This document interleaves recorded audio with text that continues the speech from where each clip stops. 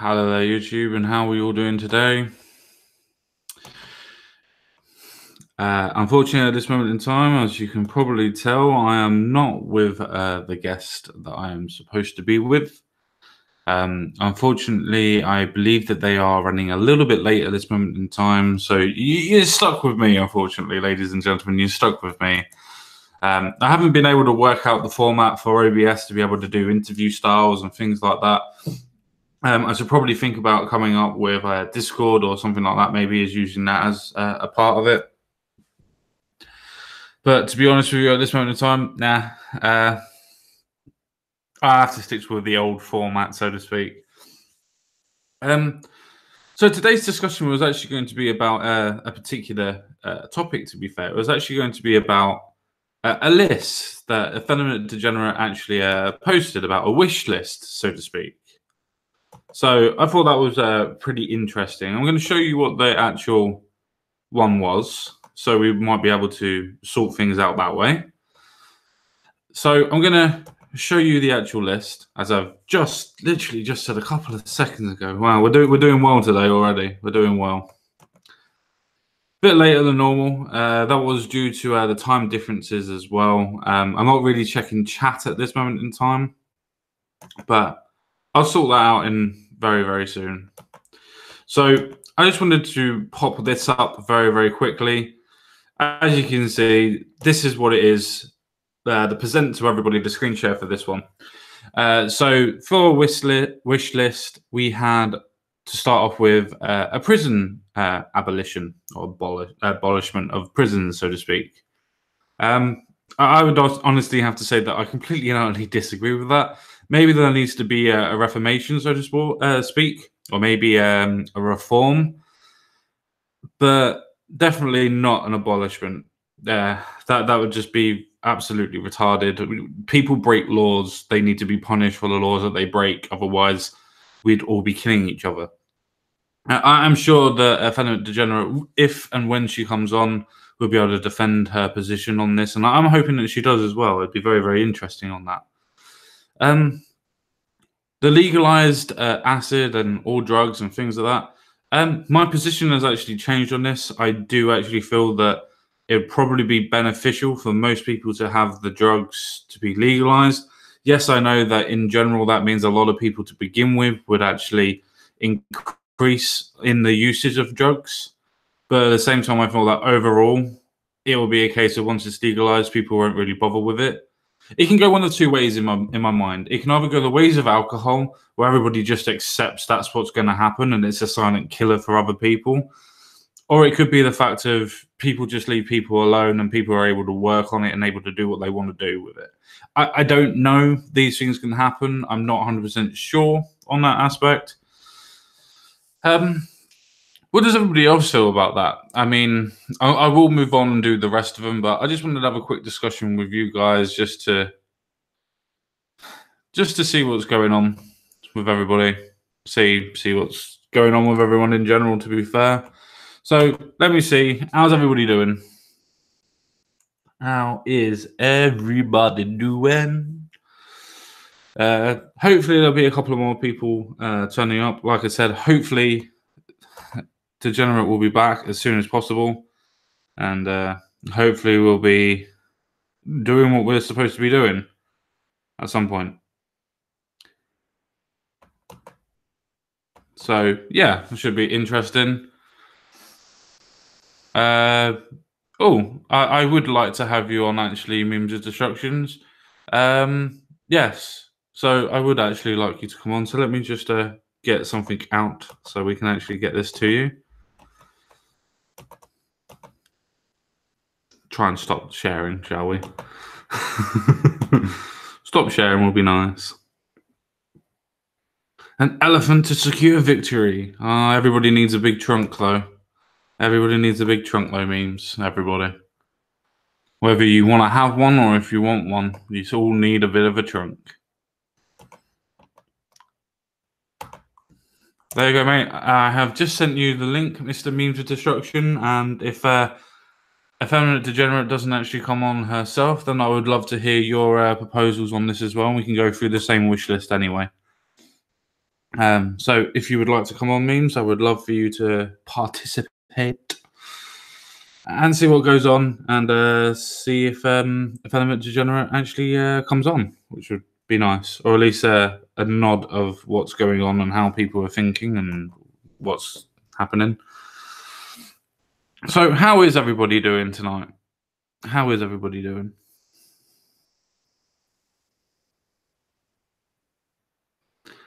I'm not sure, Jensen Quinn, that it is a Schindler's List. I don't think it's as bad as that.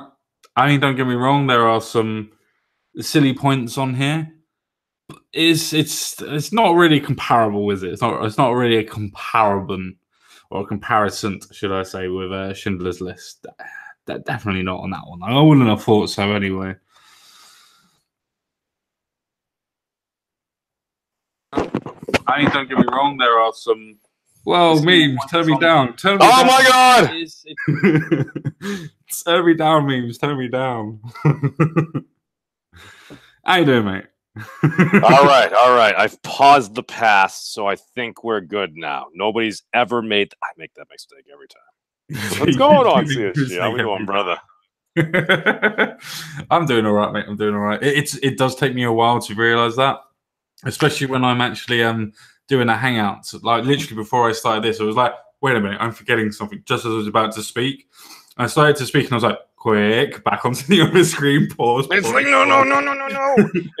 It's one of those things that's like, I'm going on, I got the cam on and stuff. I'm like, I probably really should take off a work shirt. I mean, not that enough information out there to dox pretty much anybody if you really want. It's like, I like my lobster shirt. Mrs. Memes or the former Mrs. Memes or whatever situation I'm in right now. It's the thought that counts, and it is a nice shirt. It is a nice shirt, to be fair. It does make you look very, very lobstery. But in a good way, in a Jordan Peterson kind of way, in an educated kind of way, in a humanitarian lobster kind of way. Oh, hold on, wait. I forgot where my little trunk went. So, like as wise man once said, everybody needs a trunk. But actually, here's the thing. I have been given new faith because there's one thing that I did notice about Professor Peterson. All the time I've seen him, I've never seen him really curse rather than a son of a bee. Occasionally there, and some folks don't like that. Although last night, after his video recording software kept pausing the stream, right around the 13th or 14th time in the stream, into accelerating right, I did hear him drop an F-bomb. So he is human. No. He said it under his breath, and the way it worked, I'm not sure he realizes it was really there. And I was surprised how much composure he had up to that point and stuff. Because the first time, literally, he was down for like 12 minutes, and you can see his son in there. He's like fixing it, and he's just like pats us down the shoulder. It's like, all right, you got this, Dad. Oh, that's in the same way. Some people would say that's a bit cringy, but I would actually say no. That's actually really good that you've got your whole sort of family support, and you've got family and friends behind you. So no, that's good. But then again, I don't really think that what Jordan Peterson's saying is really that controversial anyway. Apart from when it comes to religious beliefs, but I think that gets taken out of context as well. I don't think he's pushing any sort of kind of religious or religiosity to it. I think it's a case of the actual ideas and stories, whether they come from the religion or if they come from the person, you can draw from the stories and learn from them. Well, that's what I think from it anyway. No, it's very interesting. And I may take I would say perhaps it does have a bit of religiosity, maybe not in the traditional context of the original text and everything, but kind of like we were talking about. One of the things that we do believe is one of the greatest tales of all anime is Naruto. Because if you go through that, you see, I know, we're weebing out a little bit. I'll keep it short. But what is that? That's a tale. It's a tale that combines pictures, a story, as well as music, just all these things that draw you into a tale, a narrative, and just you feel something when you watch that. Like when you hear a song you really like. And I think this might have something to do when Professor Peterson does illustrate. It's like, all right, when you tell a lie, you feel something like in your abdomen. You feel you don't feel quite as grounded. It's almost like your stomach's on quicksand for a minute. Whereas if you say a truth, and it might be a hard truth, but once that truth is out there, it kind of solidifies you. So I do think whether people actually meant to when they were writing this down or whatnot, they were telling tales and stories that just it built something, because we can see it all across the world right now. I mean, this children of Abraham, you're what, like 3 billion people, about half the world, something like that, give or take a couple dozen, hundreds of million. That's the thing. It's a moving thing. And like, I'm curious about it. I'm curious to see where it goes. And I have some insinuations about where it might be going. And to shill Professor Peterson, I did download. He has a 2-for-1 coupon code September for the self-offering suite. So, because oh God, I need help, man. I'm not sure you need help, memes. I'm not sure you need help. You seem to have most things under a good idea. Yeah, I would say with the idea of Jordan Peterson is, especially with the stories, I think as soon as you start mentioning any sort of thing to do with religion or Bible or stories from the Bible or from religious books, I think generalized people or generalized populace just think religion, fuck off, and don't realize that we draw most of our moral compasses from the idea of religion. Now, everybody knows that I'm probably as atheist comes. I don't believe any sort of abstract idea or deity of a god whatsoever. Doesn't mean that just because you believe in something that's stupid doesn't mean you can't come up with a good idea from it, though. I think people forget that just because that you think that somebody believes in something stupid doesn't mean that you can't get a good idea from it or a good moralized compassing or grounding from it. What's wrong with thou shalt not kill? What's wrong with thou shalt not rape other people's mistresses? What's wrong with those key tenets or 10 commandments? What's wrong with them generally? Well, exactly. It's like putting pineapple on pizza. It's just something that we know to be true. No, we do not. These are things that we do not accept and will not even let you slip it in without me noticing. well, that's one of the interesting things. And to be fair, Sam Harris would take opposition with that statement, because during the previous couple of debates that have now been recently released to the public, if you look into that, that's his big thing. Sam really wants to ground things in just like hard facts and everything. And there were a couple of times in that debate they used the antidote or the antidote, whatever it is, the example of basically treat a gun like it's always loaded. And that was one of the things that basically Sam said. If somebody were to give him a real gun, even if he saw somebody take it apart on stage, just multiply click the chamber, drop all the rounds out and everything, if handed to him, he would still do the exact same thing. Objectively, he saw that there were no rounds in the chamber, but just grounded in him is just kind of that logos of always treat a gun as it's loaded. And that's kind of like where I feel like we're starting to bridge something, is something that you may know, even if it were to be objectively impossible, you'll still do it anyway, because it's just kind of like that feeling you get and you must do that. And that's where they were kind of starting to bridge the gap of, even if something didn't have 100% factuality exactly as written by fallible man, that can you not get something out of that? And it was a very interesting discussion. I would highly recommend it to anybody else. Yeah, no, I completely see where he was going with that notion. The only problem that I can see with that antidote and that analogy is the fact that you have to believe and understand that the gun is actually physically there and is actually physically being handed to that person.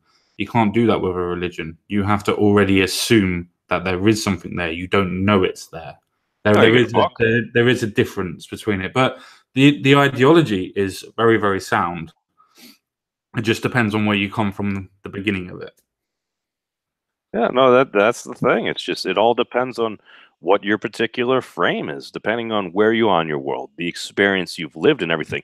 And this has got me thinking a lot more and more, because the more I listen to Maps of Meaning, again, I've been slacking. I'm only so many hours in, but it's just, when he cites a lot of these Russian colluders, I mean, physiologists and everything in there, basically they're talking about the reflex action. The reflex action basically says, when all of a sudden you have just something new, all of a sudden it's like, maybe you're driving and all of a sudden a motorcycle comes out, but you're not used to seeing a lot of motorcycles around. You're kind of like, whoa, what the heck is that? Maybe you swerve a little bit. However, if you encounter motorcycles on a more regular basis, in these tests, they showed within about 15 times of the same, of course, the same alternate stimulus coming to them, all of a sudden it's just like they become accustomed to it, so they respond normally. However, when that stimulus, it might come around the same time, but if it's changed slightly, you go back into like a mode of chaos where I believe it's the left brain handles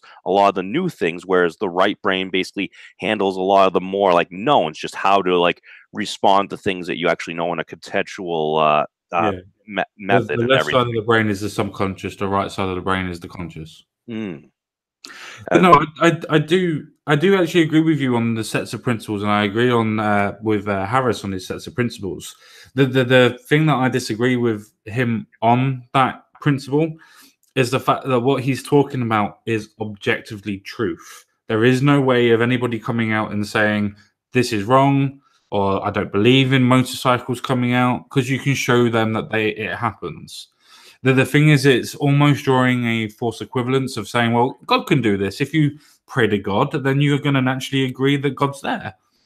Well, isn't one of those things where it just comes down to like having faith? Because if all of a sudden, if you have God right in front of you, he's like, hello, Jason, my son, I must have a quick conversation with you. It's like, you see that right there. That is real. And it's Then just, I would if agree that with that. doesn't, but if that doesn't happen, it's like, isn't that the principle of like all the religions? Just get out a little faith. Nope. All the All right. principles of all the principles of religion are there to make you believe in the deities that are actually there to make you think that there is a higher power, to make you think that you are beholden to something or someone else. When you are not, you are an individual and you are beholden to yourself. If you want to believe in a religion or a God, believe that God made you and God made you with free will. Believe that God is inside you rather than actually everywhere else. Hey, you go your way, I go Yahweh. Not with Yahweh. Definitely not with Yahweh. To be fair, I was having a discussion with my dad on Sunday. My dad was actually talking to me about his ideas of God. Now, he says that he's not a religious man, but then when I went into the idea of what he was talking about, he's a religious man. He just doesn't practice. And that's fine. It's not a problem. I just think it's funny when you have somebody that wants objective truth, but then says, oh, there must be something there. There must be something that makes us be who we are and makes us choose what we are. Where's the difference in this level and where's the difference in that? And how did the first animals get here and how did this get there? And so on and so forth, which are all perfectly valid questions to answer and ask, by the way. But when you get to the answers and you don't like the answers and yet you're still going to the point, well, nobody was there, or my dad used the same argument as everybody else. How can you prove there isn't a God? And as soon as he did that, it was a case of, yeah, okay, right, I'm not going to bother talking to you anymore. It doesn't that come down to prove me wrong? No, because proving you wrong means that you have made a factual statement that you can prove that is wrong. How can you prove a negative? How can you prove that something that nobody else has been able to physically prove? How can you prove that there is something there to disprove it? It means that you're accepting that there is something there in the first place to disprove it. But isn't that the same as like you have to prove yourself right in order to prove them wrong? Not in that case, no, because in the case of religion, it's a case of you believe in, not you, but generally people believe in deities that are there to influence people subjectively and objectively. So if you believe in that sort of stuff, then you believe that there is a way of being objectively being able to find them, or God works in mysterious ways. Well, show me a mysterious way that's happened where people have been able to physically record it. Show me a way in which God has physically manifested, not necessarily himself, but his will onto other people. Show me why we can't actually physically find out what our actual purpose is. I would say a buttered piece of toast in a Las Vegas museum at this point would prove you wrong. Not really. Not really, because a buttered piece of toast is always going to fall butter side down because it's the heaviest side. Oh, no, I was talking about like the outline of like the Virgin Mary. Yeah, I still don't. How do you know that was even the Virgin Mary? That was a troll. Fair enough. I'm just saying. Okay. Oh, no, I hear you. Well, I mean, to be fair, if you were going to have that argument, it's like, all right, if God is omniscient, omnipotent, and omnipresent, then it's like, all right, well, when God know? When God know to sneak on out of that camera because you were going to do that at that point? Or maybe is it something a little bit more complex? It's like, what is God? God has no limits. What is the limit of God? God has no limits. What is man? Man is a being with limits. That's what if God wanted to test out a being that had limits? Because if angels are just going to do exactly whatever angels are supposed to do, it's like all of a sudden you create an imperfect being. Maybe what if this was just almost like a test to see what's going to happen?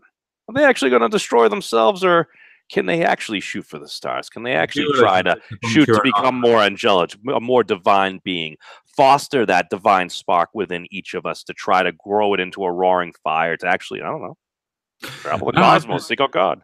That's a really, really good point.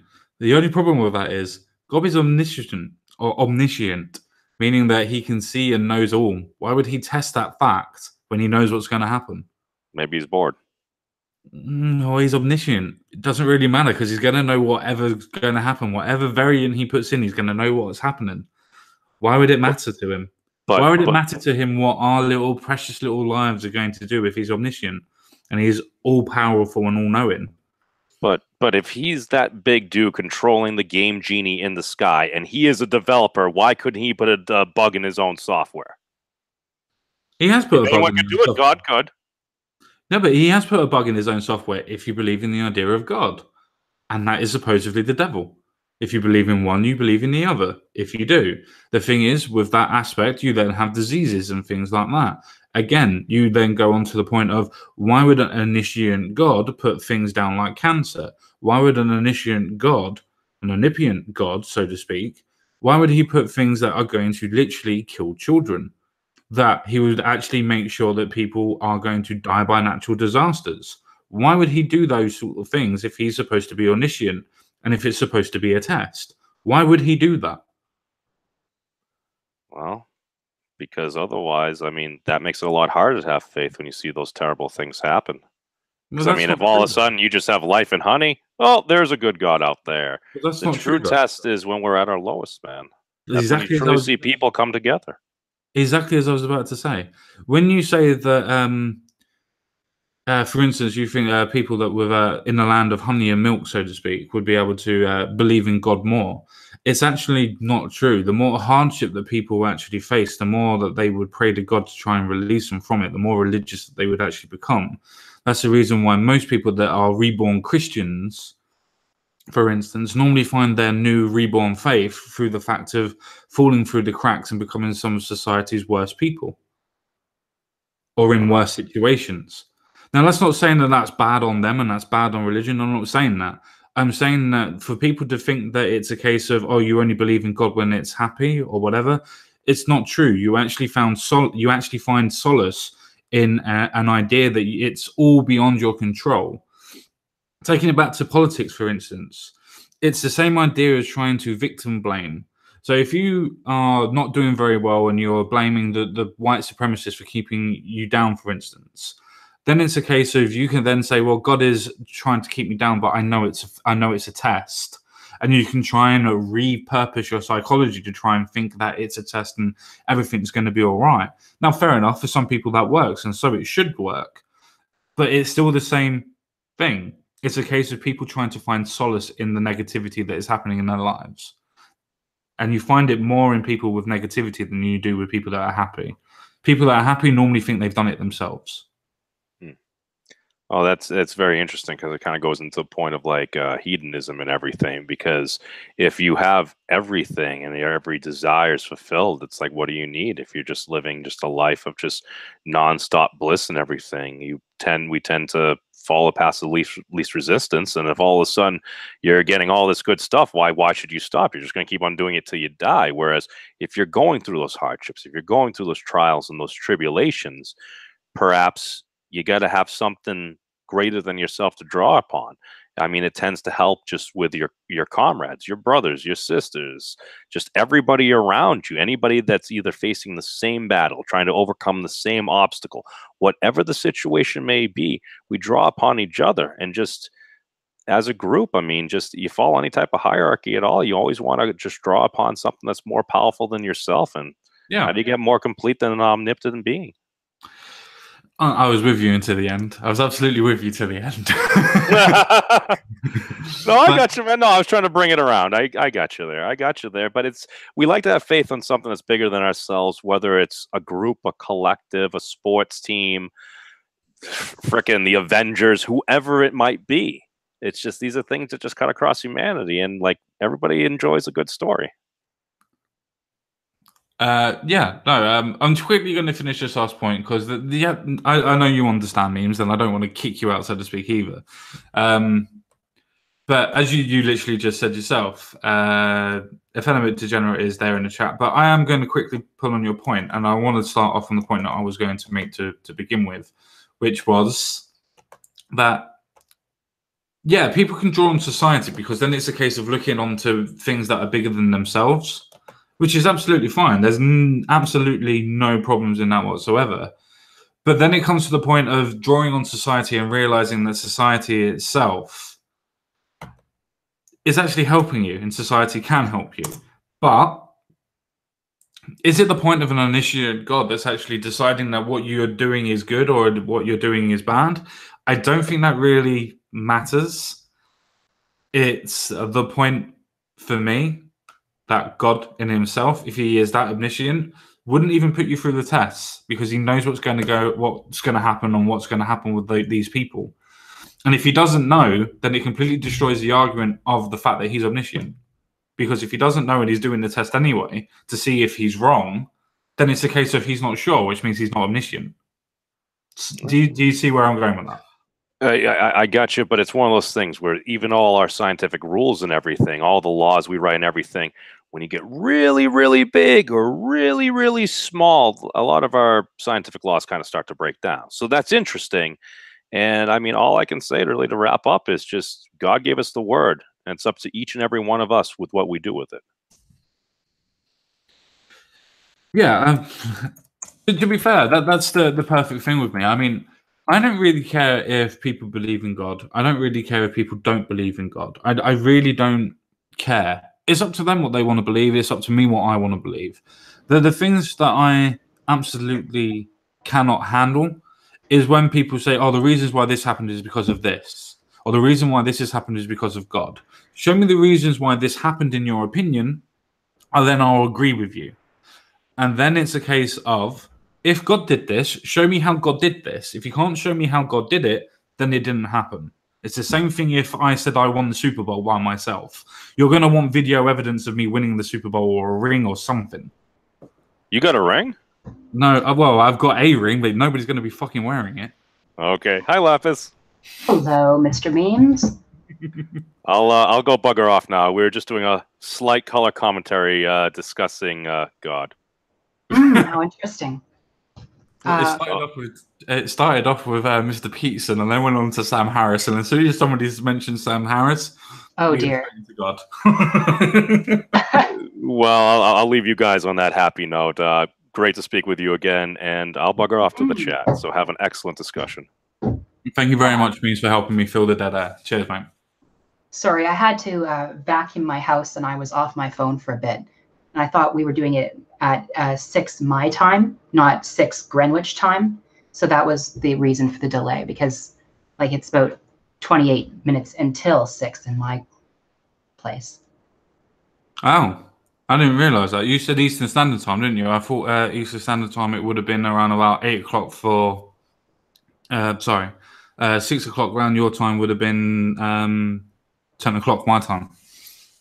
I think it could have been either that I messed up and I said the wrong standard time. It could have been Central Standard Time. I don't know. Anyway, the error was on my end no matter what the situation. Sorry for the wait. No, it's all right. I'm just happy that you're actually here. First of all, I've already sort of half introduced what the idea was going to be. So first of all, I'm going to say to yourself, would you like to introduce yourself for people that don't know who you are? I've given the link to your Twitter. I've given the link to your YouTube channel, both at the bottom of the description page. So if you want to use them as links, please do. But please introduce yourself for people that don't know who you are. Okay, so I am a feminist, a socialist, an intersectional feminist. I'm a transgender woman working on making videos on YouTube, and just posting my random thoughts on Twitter. I try to have discussions with tons of different people from all sorts of political backgrounds, you know, center left, center right, right wing, what have you. I've even talked to a few ANCAPs. And I really enjoy the chance to debate and discuss my ideas and to hear them challenged. Yeah, perfect. So that's exactly the same for me. I'm very happy to have people that come onto this channel, and hopefully I might go onto yours a couple of times, and hopefully you'll come back to mine as well. So that should be quite interesting. I love having my ideas challenged. I think that's one of the things that we really do miss, regardless of what ideologies are. We really do miss the chance to be able to debate and actually have open discourse with people. Because the more that you centerize yourself in your own bubbles, the more your ideas tend to eat themselves. Yeah, they kind of ossify. You feel like you have to explain them in a kind of performative way, which gets applause from other people in your circle, while presenting them in a way that is incomprehensible and frankly alienating to people who are outside of your circle. Yeah.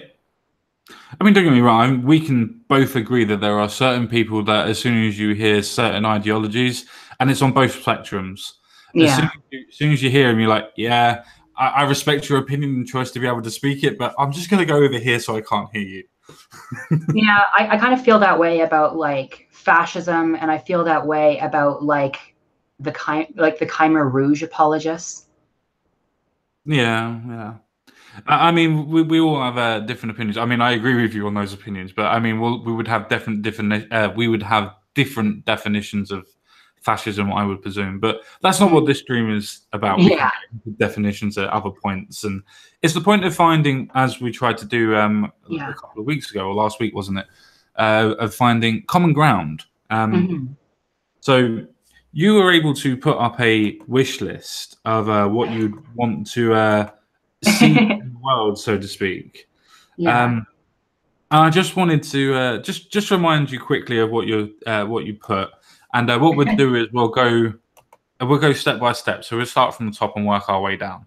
Yeah. So I'll quickly present this to everybody so you can see it, and so I can see it as well. You should be able to see it as I'm speaking. So obviously, as you can see, this is the Effeminate Degenerate's tweet herself, and says we need prison abolition, or basically abolishing prisons. So first of all, let's start with that one. Yeah. So, well, it's certainly the most radical of the ideas I presented on the one of them. Yeah. Yeah. Well, first of all, I kind of want to like let everyone know that that tweet was intended to be a bit trolly. I thought when I was thinking of this platform, like, yeah, I do believe these things essentially, but when I was thinking of this platform, I was thinking of, are you familiar with the 1972 U.S. presidential election? No, but just remind me what it is, and I'm sure I'll be able to pick it up. Okay, so it was where Richard Nixon ran against George McGovern. George McGovern is probably the furthest left presidential candidate who's ever run in America. He was pro the legalization of marijuana decriminalization of marijuana in 1972. He was for a universal basic income in 1972. You know, these at the time, like these are still ideas that are considered, you know, maybe, you know, certainly left wing and, you know, not necessarily ideas that we, you know, the legalization of marijuana is one that's becoming less and less controversial, thankfully. Yeah. But in regards to the universal basic income, that is still an idea which is kind of on the verge. Yeah, I mean, that's absolutely fine. I still don't understand what you mean by the abolition of prisons, though. It's very, very specific. Yeah. So anyway, I was going on to explain like how I phrase things. What George McGovern Democrat opponents did is that they said, oh, you know, he's doomed once they find out that George McGovern is for amnesty, acid, and abortion. And that kind of became a catchphrase around that election.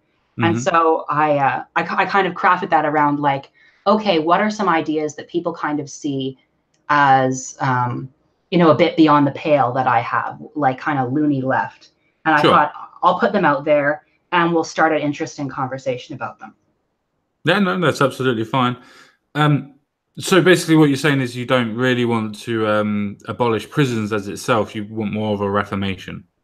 Well, there's I haven't read enough anarchist literature on prison abolition, although unfortunately anarchist literature does tend to be somewhat dense. And, also it's a question of how would this work in reality as opposed to just a theorized, seminar. And it's definitely important to have ideas that are applicable to reality. With prison abolition, the reason I specifically included that on the top of the list is because right now in the United States, there's a giant prison strike going on. Prisoners are striking for better conditions. Now, one of the things about the United States that's somewhat unique, I don't think we have them in Canada, but in America, they have private prisons. Not all the prisons are private, but there's quite a few prisoners. And and there's something very interesting about the 13th Amendment of the United States Constitution, which abolishes slavery. It says, except for the imprisoned. Yeah. And this to me is quote unquote problematic, because I don't believe in slavery. I think it's awful to enslave another human being. And, if there is to be prison labor, I prefer to work in a kind of a more Norwegian sense, where it's to reincorporate these, these people into society, right? Get them used to working, as opposed to the U.S. model, where we can pay them 10 cents an hour to clear forest fires, like they were doing in California recently. They had this troop of, I think they were actually a juvenile delinquents, and they were fighting fires for $2 an hour. See if I can find the link somewhere. No, I completely agree with you. I completely agree with you. You don't need to provide links. This is not a case of going into debates and things like that. It's just a discussion. Okay. I'm sorry. I'm used to people being like, "Where's your link?" So I try to provide them.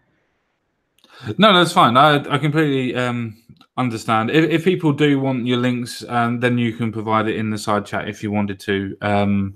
Yeah. If anyone needs it, I'll go around and. But no, I do actually think that even though that they are getting paid so much little money, I do think that it's a good thing for them to be putting out the fires themselves anyway. Now, I don't think that they should be risking their lives. I don't think they should be at the forefront of it. Definitely bloody not. They're not trained firefighters for a start. But if they're going around and putting out smolders and things like that, then that I believe that should be fine.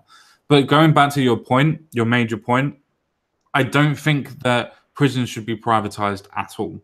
I don't think any prison should be privatized, because then it comes about making money, which means that they're more interested in keeping the prisoners in there rather than rehabilitating them, which means that they're not looking after the rehabilitation of the prisoners, which is the whole point of prisons. It's not to hold criminals, it's to rehabilitate them. I agree. I do agree that prisons should be nationalized. I kind of want to move it along to a more Norwegian model, better conditions for the prisoners. I'm not saying that prisoners need a 5-star luxury hotel, but when I hear stories of cement floors and just, no beds, just awful conditions, the sentences are increased if you step out of line even slightly, and just awful rules, like the ones that used to exist in California, where the 3 strikes you're out, commit 3 crimes and then you stay in prison indefinitely. But what if those 3 crimes just happen to be something as simple as jaywalking or, petty theft? A lot of people have done those sorts of things. Not that I am an advocate of shoplifting like some people on the far left, but I still think that it's a bad idea to keep those people locked up forever. No, I do agree with you, but it depends. I think theft should be punished, even if it is just petty theft, as nicking an orange or something like that. I think that the fear of being punished is more than enough in actually being punished. For the fact of jaywalking, I don't think many people are actually imprisoned from jaywalking. I think they mostly get a fine, but I'm not American, so I don't know that off the top of my head, and I haven't really looked either. Yeah. But it still goes to the point of, I think we agree that we don't need to abolish prisons. We need a reformation for prisons in America and for the services in general.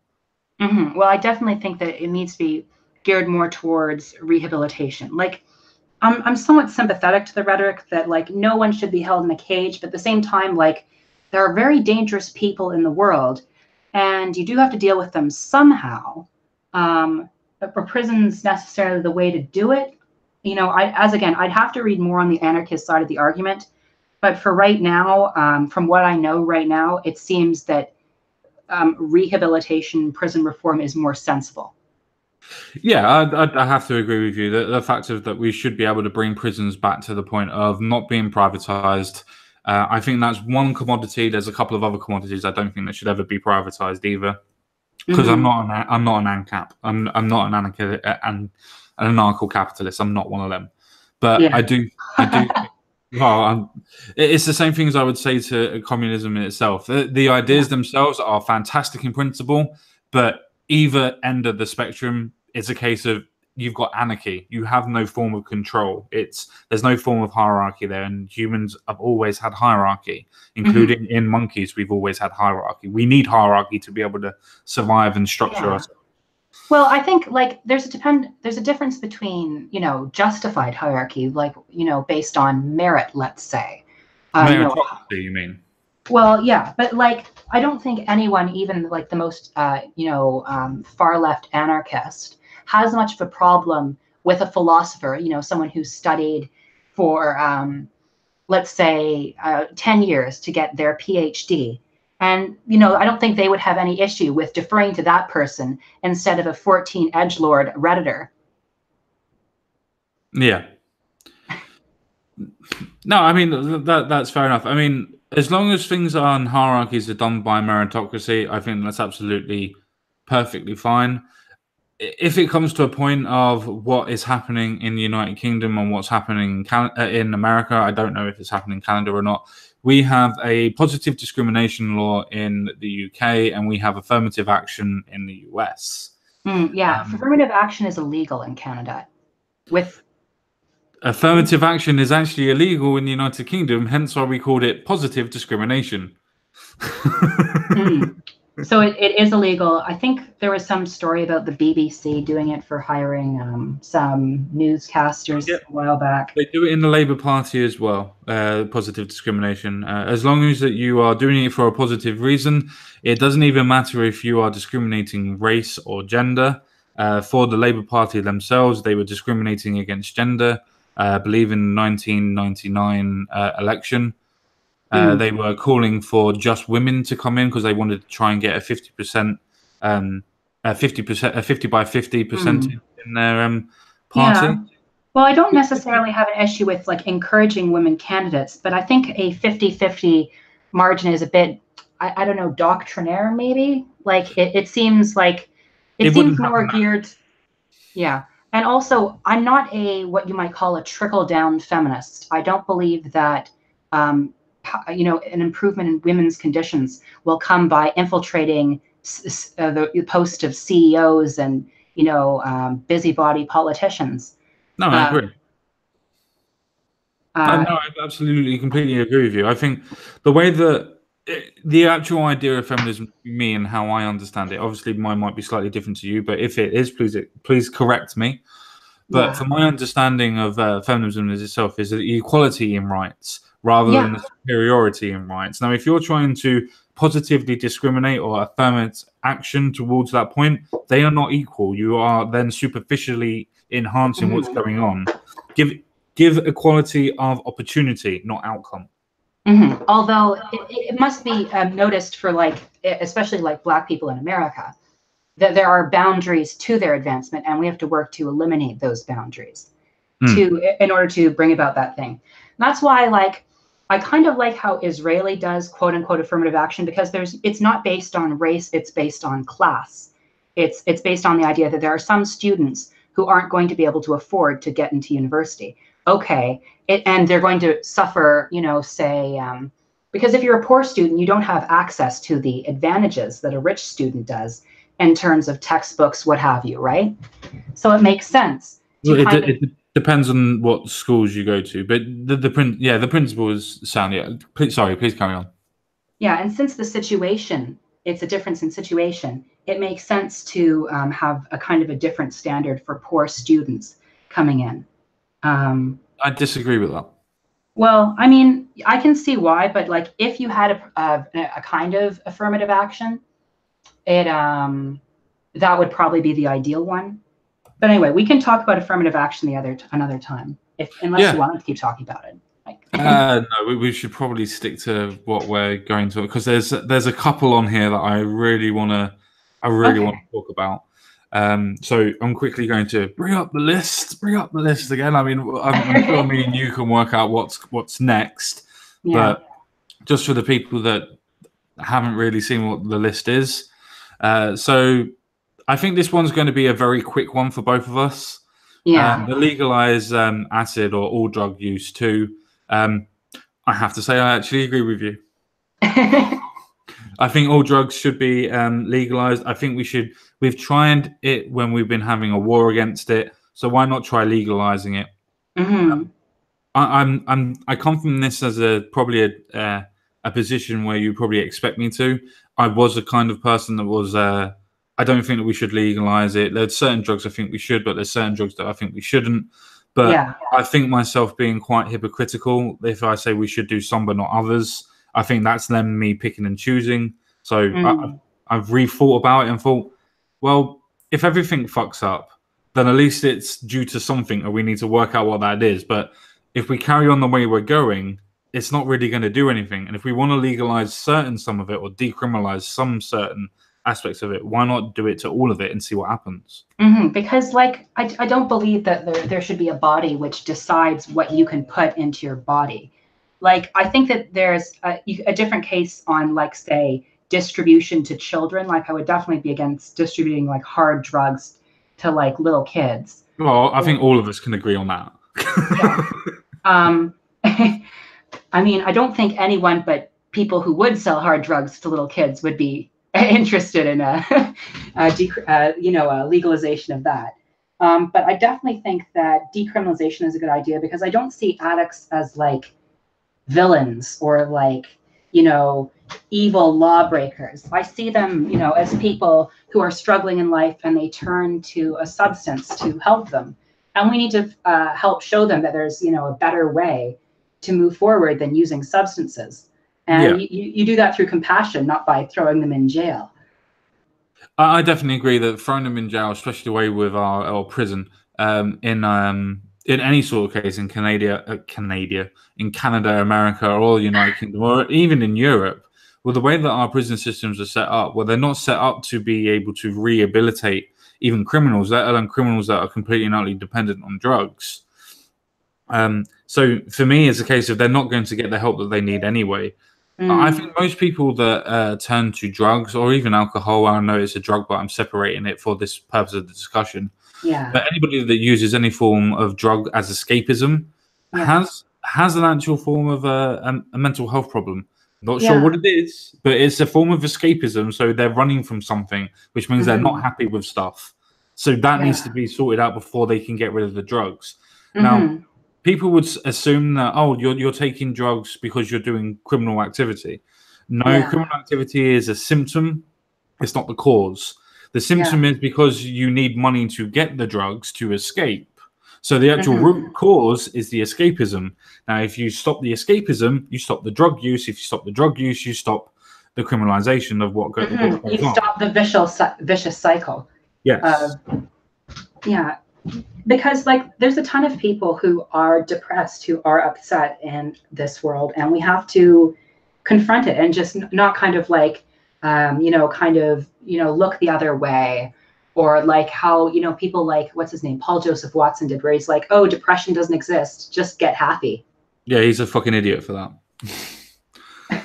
No, he is. He's a complete and utter fucking idiot for that. Anybody that actually says that any sort of form of clinically fucking diagnosable condition is not real is an absolute idiot when it comes to that. And if anybody wants to listen to Paul Joseph Watson on the idea of medication when he's not a doctor or a clinical psychologist when it comes to depression and things like that, Fuck off. It's like listening to me on politics. Yeah, and also he's such a con man. He sells all sorts of these like stupid supplements that are, you know, that actually have been proven to contain the things he's complaining about, namely soy. Yeah. Yeah, I mean, I do love the memes of soy boys and things like that. But I think that this is actually something that we actually completely agree on the idea of legalizing drugs for the actual ways in which we have it discussed. I don't really think that there's too much point in going on any deeper on that side. Yeah. But the next one, I think we might disagree on. Okay. We might disagree just a little bit on it. The reason why we might disagree just a little bit on it is because it's to do with abortion. So first of all, let me hang on a minute. I'm really fucking up on where my bloody tabs are. I'm excited.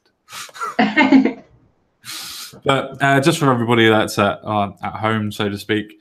So abortion on demand. Yay. So tell me what you mean by abortion on demand, first of all, before I start going into any sort of diatribes. Please explain what you mean. Yeah, well, once again, the kind of trolley framing was like one of my big things is like kind of reclaiming right-wing rhetoric. That's why actually my name is the Effeminate Degenerate. It was something like this fascist called me when I encountered him in real life. Okay. And it was as a kind of as a response to that, I'm like, hey, that's actually a pretty cool name. So I take these things on, you know, weird, bizarre ideas like quote unquote cultural Marxism. You know, that's all that sort of stuff. I love to reclaim it, you know, as opposed to like, you know, get it offended on it, take the label and leave them without any weapons to throw at you.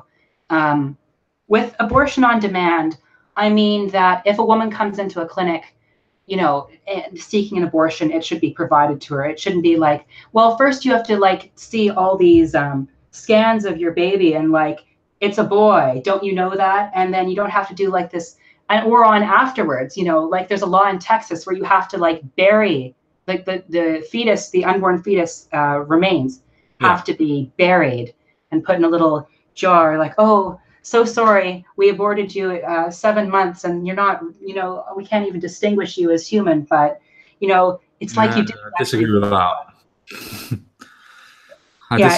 You can definitely tell that a baby from around about 3 to 4 weeks is definitely a human. Very, very small, but you can tell. Well, most abortions happen at like 7 weeks. Let's see.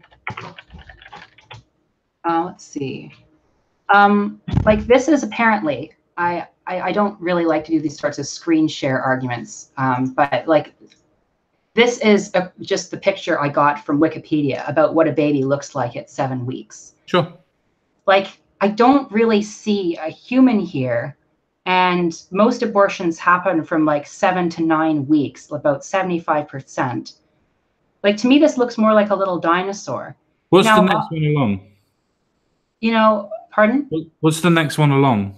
Okay, sure. We can, as well? Actually, that'd be interesting. Let's do 8 weeks. Let's see how much more, you know. Oh, what the heck? Yeah, you don't want to go to the raspberry. It looks, I guess the head gets a bit bigger. I'm not sure how reliable this site is though. So let's see where we can. Just go to images at the top. That way you've got a selection of images. Yeah, we can see a nice selection. Okay, here we start to get a bit more of a human in. Yeah. I think maybe this is because it's seen through the ultrasound, so it has this weird reddish tinge. Like, obviously, I don't like abortion. You know, obviously, if I could snap my fingers, I would eliminate it. Actually, as a personal value, I believe that I would never have an abortion, even if I was raped. Probably the only circumstance is if I already had children and I was about to die. And because, you know, you have to obviously care for your children as well. It's kind of selfish at that point to just let yourself die for the sake that a child might survive. Okay. So we get a bit bigger. But it does, it as the weeks go on, as you imagine, it starts looking more and more human. Yeah. Well, obviously, there's a greater problem with aborting babies as they get older and older and older, because, you know, at a certain point, they can feel pain. And when they can feel pain, I actually do believe that should be required to give them a pain relieving drug. I don't believe that the fetus should have to feel pain, even if it has to be put down. Sure. I mean, I'll chime in for what I quickly think and what I personally believe, because this is obviously a moralistic argument more than a factual argument from both of our points. Yeah. It's about what we think and what we feel, which we're not going to change anything, so there's no point getting over emotional. And I mean this on my side, not necessarily yours. But well, I don't think I've been like particularly like, oh, you know, it's just a useless bit of cells, you know. I know, that's why I said emotional on my side. That's why I meant emotional on my side. You've been fine. You've been fine. I meant on my side. I need to take your lead. Yeah. So my idea and what I think and what I feel is that from the point of conception, as soon as that cells start to divide, I think that's the point of life. Personally, myself, and I don't think that you should be aborted from that point.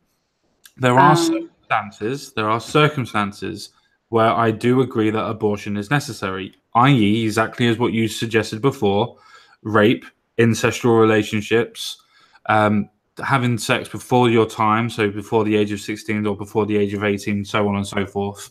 But I do believe in personal responsibility. Now, generally, if you have circumstances where, say, for instance, you're in a hillbilly area, so to speak, or you're not in a built-up area where education is at its highest, I believe that those people probably should be allowed to have abortions, simply because, and religious circumstances as well, for where they're not allowed to wear condoms, or they don't know they're allowed to have condoms, or actual birth control itself beforehand, preventative measures. Yeah, well, that's like a huge part of the United States. Like the huge part of the United States is focused on like making sure that no one has sex education, making sure that, you know, these sorts of services are hard to get. Like, honestly, I believe that, you know, clinics should provide. Do they not do sex ed then? Do they not do sex ed? Oh, some states do. Other states are a bit more squeamish, and they advocate for abstinence only.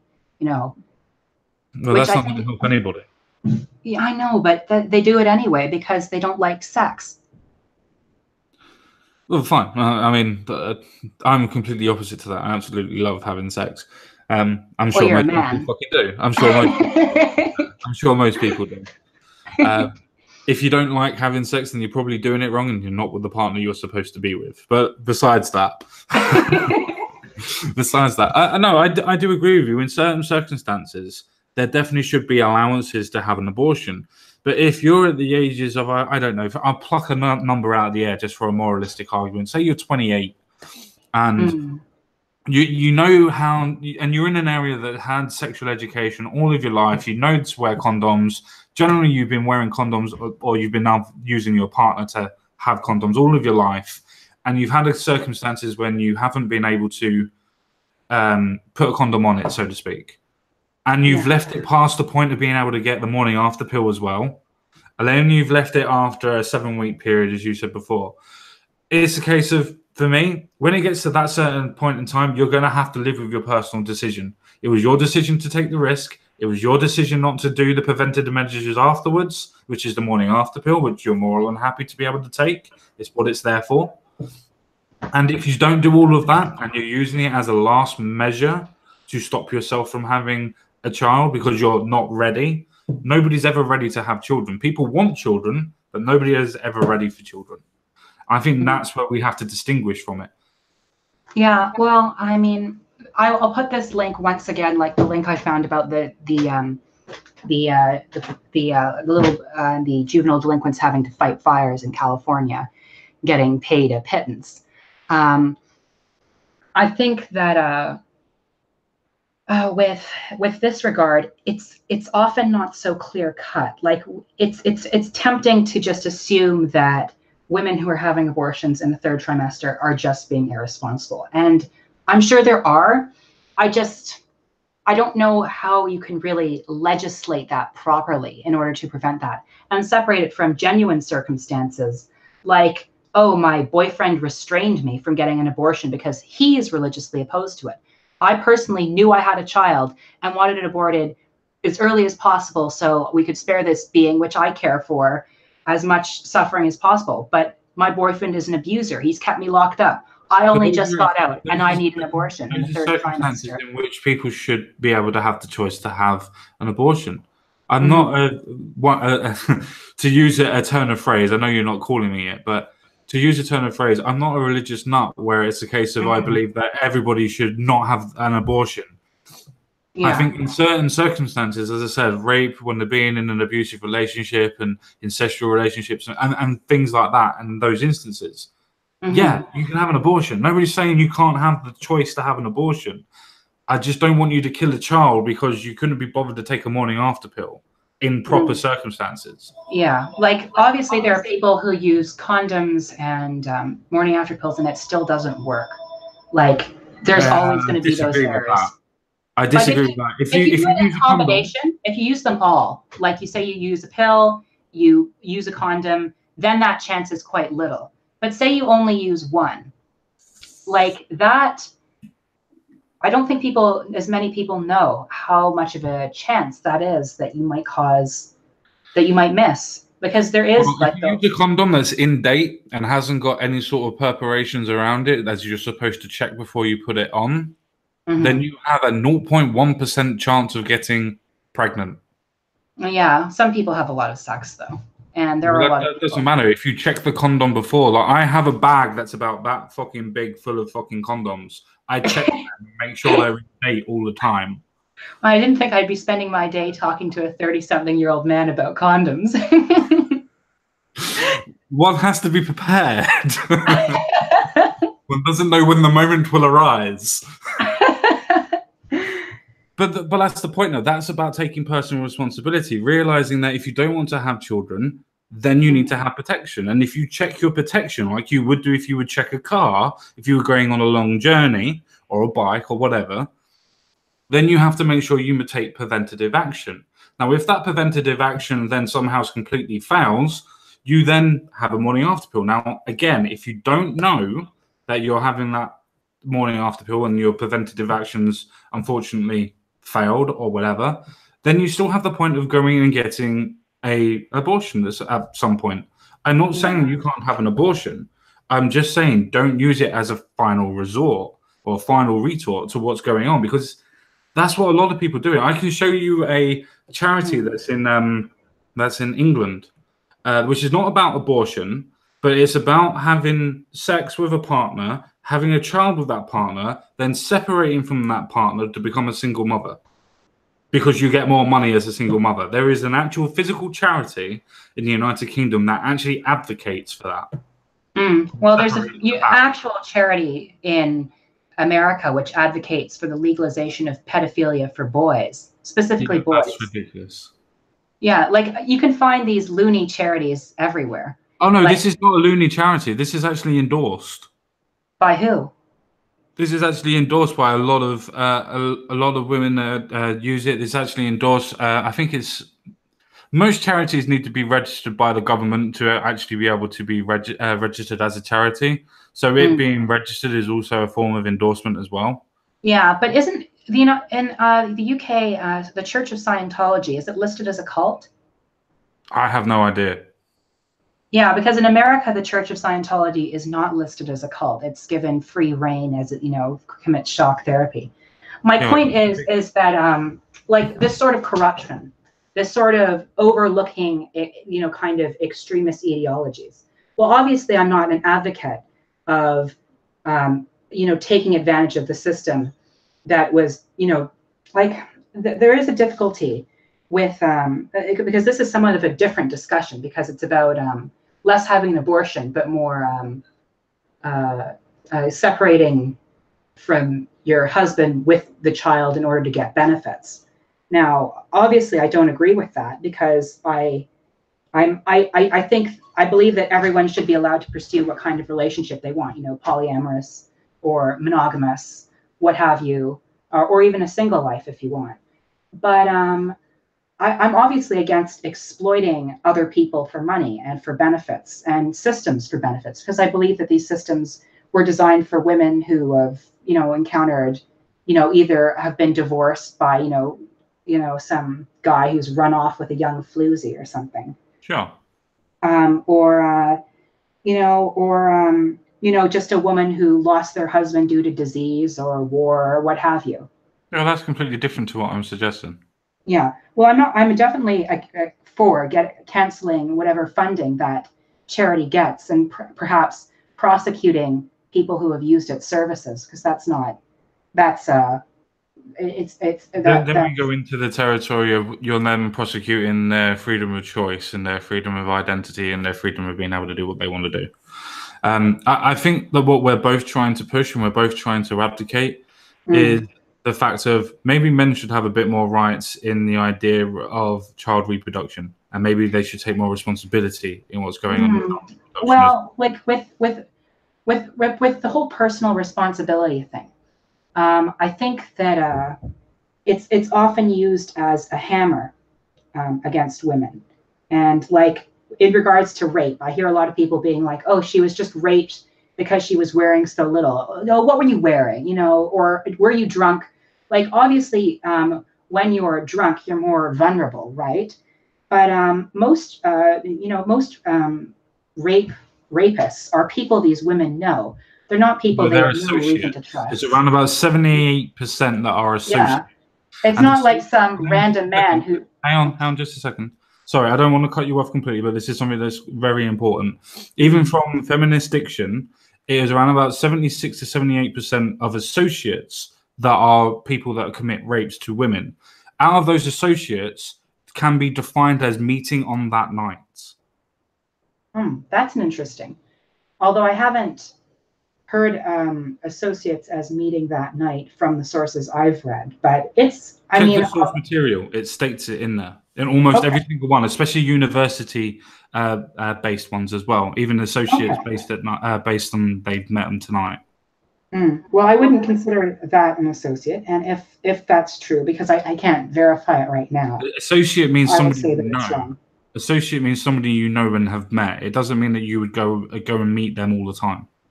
I meant like somebody who's like friendly. You've met them multiple times, like say a partner, boyfriend, or just someone who you're more of a friends with benefits, and that sort of relationship with, or maybe like more of like a, kind of an acquaintance, someone you see every now and then at parties, gets together. Say you have a class with them, you've chatted in the hall a few times, that sort of thing.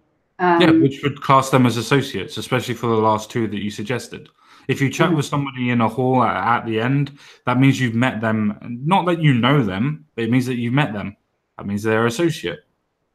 Yeah, I didn't mean like someone who you just met, like they see you that night and that's enough. But that's the definition of associate. It means that you know of them. You are associated with them because you have met them. Okay. It's an interesting, because I guess I just have different connotations than perhaps the dictionary or rest of people, because I always just assume it was. But either way, going on what you were actually saying about the idea of rape, I'm absolutely and completely and utterly with you. That if that's a point of somebody's been raped, of course they should have an abortion if they so choose to have one. Yeah, my point was more like, especially on regards to the whole personal responsibility. I think it's sometimes a cudgel used to bash women. Not always, but it can be. Definitely, men, women, everyone should have an extent of personal responsibility. However, sometimes you have to like be aware that of extenuating circumstances. Like if some, like obviously if you're getting drunk, then you're taking a risk, right? But that doesn't necessarily mean that it kind of like it reduces your impairment, and you don't necessarily think that you might end up having unprotected sex when you get impaired in that way. But sometimes it does happen. And, you know, from there, you do have to be prepared to take certain steps. But like, there's always people who fall through the cracks, is what I'm saying. Of course there is. Of course there is. But that's why you legislate for the majority, not the minority. Because if you legislate for the minority, then there's also going to be the majority that escapes through it. Yeah, but like, I don't know. Like, I still see like, also I see like prohibition of abortion to be like somewhat worse, because then you're going to have women going to like I agree. shady back room. Not doing self-abortions. I'm not advocating for the idea of people not being able to get abortions either. That's why I'm saying that we're kind of on an agreement. We're not 100% there. Obviously, we're around probably about 60-40. But we're almost there, where it's a case of there are certain instances where when women shouldn't get abortions. There are certain instances. Yeah. Well, I mean, personally, for my values, I don't want to have an abortion, but I don't want to restrict the rights of women to get abortions. But I could see where, like, yeah, there are so many steps that you could take before an abortion. I do see abortion as a last resort. It's an important victory for women to be able to get abortions and not have to do it to themselves in these circumstances. But, you know, it's still not something I necessarily celebrate or love that it happens. But no, I think anybody that actually celebrates the idea of abortion is completely and utterly inhuman. Now, celebrating the right to have one is completely different to the actual abortion.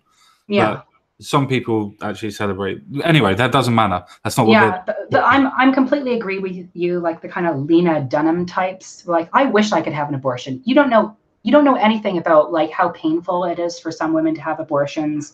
Exactly. You don't know anything about like, because I mean, even if I don't consider them like, I wouldn't say a 7-week-old fetus is on the same moral consideration as a baby or a child. I would still say that they still have a certain amount of life, and you know, you should go out of your way to sadistically enjoy ending life. That's just kind of a bizarre stance. And you kind of put that person in a prison or a psychiatric ward if any other time, wouldn't you? If any other point in actual human life that somebody was actually really happy about doing something like that to a human life, about completely and utterly ripping them into pieces, you kind of would put them away somewhere. Yeah.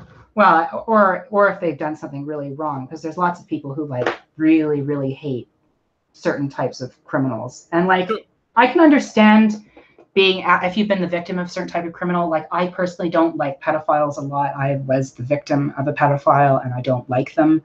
And I think they need.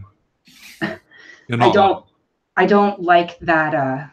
You know, I don't know if this is like, it doesn't seem to be like a progressive or right-wing sort of thing. It seems to be more like this kind of wacky libertarian sort of thing, where it's like pedophilia is actually a hepophilia. Yeah, I don't give a fuck if you're playing around with pubescent fucking girls or if you're playing around with pubescent girls either. If they are below the age of 16, they are below the age of consent. Now, if you want to get onto the actual psychological sides, technically we should wait to the age of 25 if you want to be able to do the proper psychology of an adult brain, if you wanted to go down that road. But no, I think between the ages of 16 and 18, state legislation, obviously, depending. I think 16 is probably the lowest that anybody would fucking go. I think anybody that does anything with anybody that's under those ages or below the statutory age limit should just go to prison forever. Because once they've done it once, they're going to do it again. They definitely. I think that there needs to be a firmer hand with pedophiles. I don't like. I do believe in rehabilitation, but it's a very awful form of abuse. It depends on not the abuse. Let me fucking clarify that before we go any further. Not the abuse. I'm not talking about the abuse on their side of things, but when it comes to the psychological aspects of the pedophile them fucking selves or the hebephile, it's a case of that is what you would classify as a sexual preference. Now, I'm not advocating that this should be allowed, because the sexual preference requires the other person to be able to give consent for it to be legalized. The other people cannot give fucking consent. So I'm not giving that as a reason. But because they see it as a sexual preference, they are never going to change. Whether it's to do with a mental disability or a mental occurrence that happens in their mind, or whether it is actually a sexual preference, it's never going to change. You're not going to recondition it. You're not going to be able to try and force them into some other sort of life. It's a case of they need to be completely and at least solitarily confined at that point in time. They're not going to be able to interact with children. Well, definitely no interactions with children. But like, what I do believe is, I wish there was some sort of cure for pedophilia, because you're going back to the 1950s there, my darling. You're going back to the 1950s. Get some shocking therapy. Oh my goodness.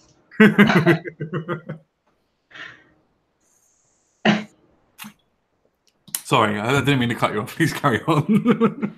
Because, like, obviously, like, I'd hate to like live with an attraction towards something so awful. Like, just like people who are attracted to animals. If you have that, I'm like, oh, that's so awful. Yeah, animals can't give consent either. Yeah, I agree. Why is this a question? Why do we have to? I don't get it. But there are some people who are like, oh, animals are consenting. I had this the same person who abused me also agreed that animals could consent. Yeah, I completely disagree with that. It's like I know that this was done as a tongue-in-cheek type of thing, but it was like the Australian woman that said that you have to ask for consent from a baby to change its nappy. It's just like, oh yeah, you what you do is you don't actually ask consent, but you talk to them about it, and you try and see if they get eye contact with you. It's like, okay, so I'm trying to, I don't know, grab a dog and trying to fuck a dog. Does that mean if the dog doesn't bite me, it's consenting? I don't understand what this is. It doesn't. Well, that obviously doesn't make any sense. But when it comes to, like, a 6-year-old, like, obviously touch in that area, because they know, hopefully they no longer have a diaper. And if, like, especially, that I would see as a sign of concern. But anyway, I think we've gone on a way long tangent on this. Yeah, with people mention fucking paedophilia. But no, I think that we kind of do agree that there are definitely circumstances where women should be able to have, or anybody should be able to have the choice to have an abortion. I do think there should be more of a stringent test. I do think that you should be not necessarily psychologically evaluated, but I do feel that you should have a couple of doctors consent to it at the same time to make sure it's the right decision that you need to take. Because obviously, I think it's around 70 to 80%. Now, don't quote me on that. I know it's a very high percentage, but I think it's 70 to 80% of women that have abortions regret having the abortions later on in life. Well, I mean, everybody has regrets. It doesn't necessarily mean they're right to have regrets, but everybody does have regrets. Personally, I would not want to have an abortion, and I would feel very, very sad if I had an abortion. But what I was getting at, I mean, they get to the point of they feel very, very sad about it, so they're almost clinically depressed about it. It's around about 70 to 80%. You can use Stephen Crowder's sources on that. Oh, well, he's a climate change denier. And yeah, he's an idiot on that aspect. He's an idiot on that aspect. But when it comes to other things that he actually sources, it's very hard to argue with the actual sources themselves. Okay. Rather than the person that's giving the sources, it's very hard to argue with the sources. Yeah, it's just that, like, I have to check the numbers and, like, obviously, but I will take you on faith. Yeah, that's fine. Like I said, I think it's between 70 and 80. It might be between 60 and 70, but I know it's over 50, and I know it's a high percentage. But that's the point that I was trying to make. It's a case of you need to have at least 2 doctors be able to consent over it, or at least 2 people that are able to understand the psychology of what's going through abortion and actually tell people what's actually going on with the abortion and what's actually happening with it and what you're actually doing and how it's going to affect you, the mother, rather than how you feel that you're going to think after the child's gone. You're going to have to assume what's going to happen to you afterwards. I think we're not doing that. There should be that information available, but I don't think, like, at the clinic door you should be like, you are a murderer, you are killing the child. Like, and it's just, I find it just so over the top in the United States with all of that. No, I mean, especially the burying of the 7-week fetus. Like, I mean, it's still a child. It's still a child. I know we disagree on just because of the way that it looks, but it's still a child. At that point, it's still manifesting. It's still festering, so to speak. To me, it's still murder. It's still murder because it's still alive. It's still going to be alive. If you agree that it's not alive at that point in time, which I can concede if you so choose to for the argument, it is going to be alive. You are literally stopping a life from manifesting. So, well, would you say that snapping off a bud is killing a tree? Not particularly, no, because if you're cutting a bud off of a tree, then it has a chance to regrow. All you're doing is killing the bud. So the tree itself still grows. The analogy for that doesn't work for abortion. I don't know if that's necessarily true because, like, the woman can still give birth to another child. Yeah, but the child still dies. If you're but the particular flower is dead when you cut off the bud. It will be a different bud that will regrow when the tree, you know, if a new bud regrows, that will be a separate being than the previous flower. Yes, it will. It will, but it still means that you have killed the flower. Even though under your perception that it's supposed to be beneficial for the bush, even though it's not because it will wilt and die anyway, you're just doing it to make it look better to begin with. You're doing it for aesthetic reasons, not for the fact of actually trying to help the bush unless it's infected with something. The analogy itself is only working if you can see that the bud itself needs to be cut off for a particular reason. Well, there's plenty of reasons why people have abortions, financial, emotional. Yeah, but I meant the analogy you're using. I understand why people have an abortion. I'm talking about the analogy that you're using. Well, yeah, and there's sometimes reasons to cut off a bud, just as there's sometimes reasons. There's no reason to cut off a bud apart from aesthetics. There's only two reasons. Sorry, let me re-clarify. There's only two reasons why people would cut a bud off or a flower off of a bush or a plant to get rid of it. One of it is for aesthetics because it would die naturally anyway and fall off. Hence why flowers always regrow. And second is for the fact of if it's actually infected with a disease or something, it is going to kill the flower, the whole plant. Those are the only two reasons why you cut flower off. What if the new people who are moving into the house are allergic to that particular flower? Eventually, the whole plant would have to be removed, of course. But yeah, but that would actually mean you'd have to remove the whole plant, which then destroys your analogy of abortion. Yeah, because no matter what you do, you're going to consistently have that plant regrow every time, which means you're either advocating for, I know you're not, but in the analogy, you're either advocating for a hell of a lot of an abortion or you're advocating for the death of the plant in general. I see where you're coming from. But I still don't think cutting off a bud is killing a tree. It doesn't kill the tree. It doesn't kill the tree. But that's not what the analogy... The bud is the child. You're still cutting off the bud, which is the child, to let the tree live. Now, yes, the analogy for the tree is absolutely fine, but you're still cutting off the bud to kill the bud. Now, if you do that for every single bud that is ever going to be created, you're still going to kill the tree eventually. It matters how many times. If you're only doing it singularly because of one aspect and one point, then fair enough. Yeah, okay, it's not going to affect the tree. But you cut it all off, then that tree uses the point of using photosynthesis to be able to synthesize energy and water.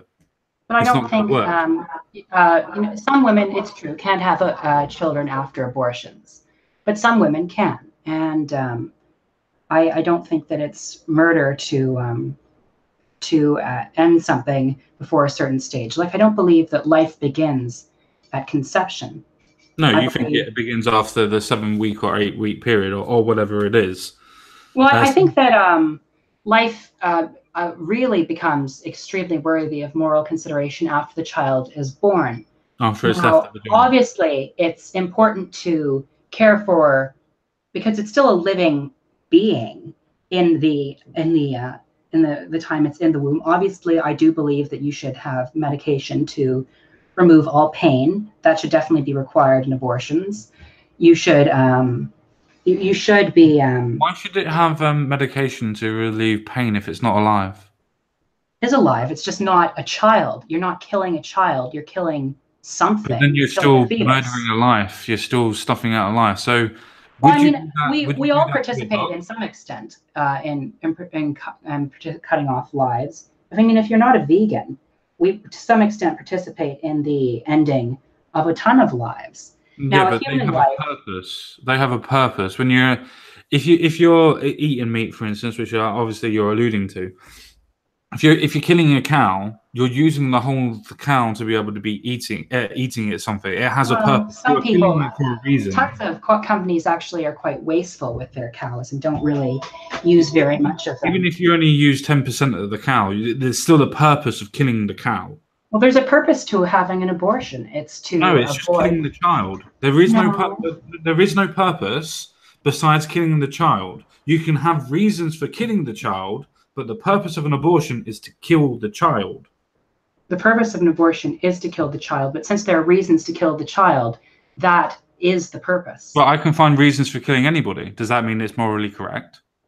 Just because you can find reasons for killing people doesn't mean you should. But okay, well, I fundamentally disagree that a fetus is a child. I fundamentally disagree that a fetus is worthy of moral consideration. Can I throw that argument back to you then? Can I throw that argument back to you? Just because you can find reasons to have an abortion, why should you kill the child? Why should I kill the child? Because if you can find reasons for the abortion. The same thing as what you said to me about, well, just because you can find reasons doesn't mean that you shouldn't. You should kill people. Just because you can find reasons to kill the child and have an abortion, why should you? Well, my values are that I shouldn't kill it. However, I do believe that other people have the right to make other choices with their values. Mm-hmm. And I'm because this is a bit of a difficult question for me because my values aren't to kill, to abort the fetus. My values. No, I don't, because I don't believe that it's murder. I don't believe that a woman who gets an abortion is a murderer, and I don't feel. No, I don't believe that she's the murderer. She's not the murderer. The doctor is that carries out the procedure. The reason why it's called a procedure is to negate the fact that you are literally killing and snuffing out life. Whether you agree that it's going to be a child or a human or whatever, it's still snuffing out a life, even when it's a fetus. Would you think that let's see. It's an interesting perspective, but I do disagree because human beings are more developed than a fetus. They're more worthy of moral consideration. The next argument to that is, but that fetus will end up being a human. So you're still killing a human. Not necessarily. Some of them that human fetus, the fetus that is inside a human, will 100% be a human. Does not mean that they will officially be mental capacity of a fully grown human, but it will 100% be a human when it leaves a vagina. No, I think there's tons of miscarriages and problems in the womb where they don't actually have to have it as a human. Even if you miscarriage, the baby is still classified as a human miscarriage. It is 100% human and human material when it leaves the vagina, however it leaves. That doesn't mean it's as worthy as moral consideration as a baby. Why? Why? Because it's less developed. So that means that I can kill all retards then, because they're less developed. Do you see the moralistic points of the argument? Well, I don't see that as a good argument, though.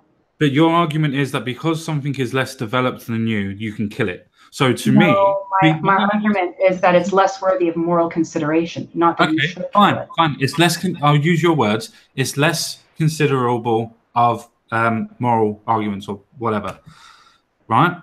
That's the same thing for me. I can then use that argument to say, well, retards are less developed than me mentally, so I'm going to kill them.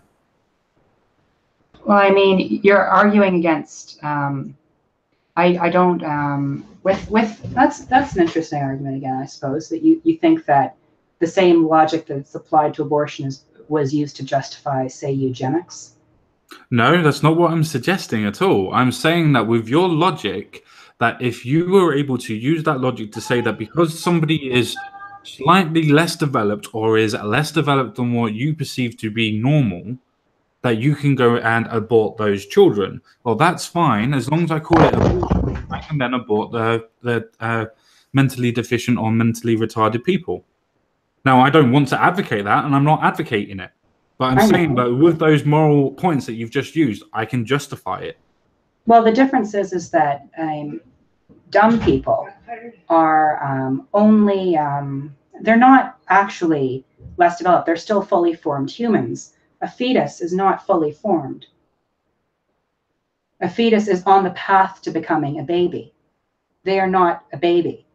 In the same way that a boy is on the path to becoming a man, they are not a man.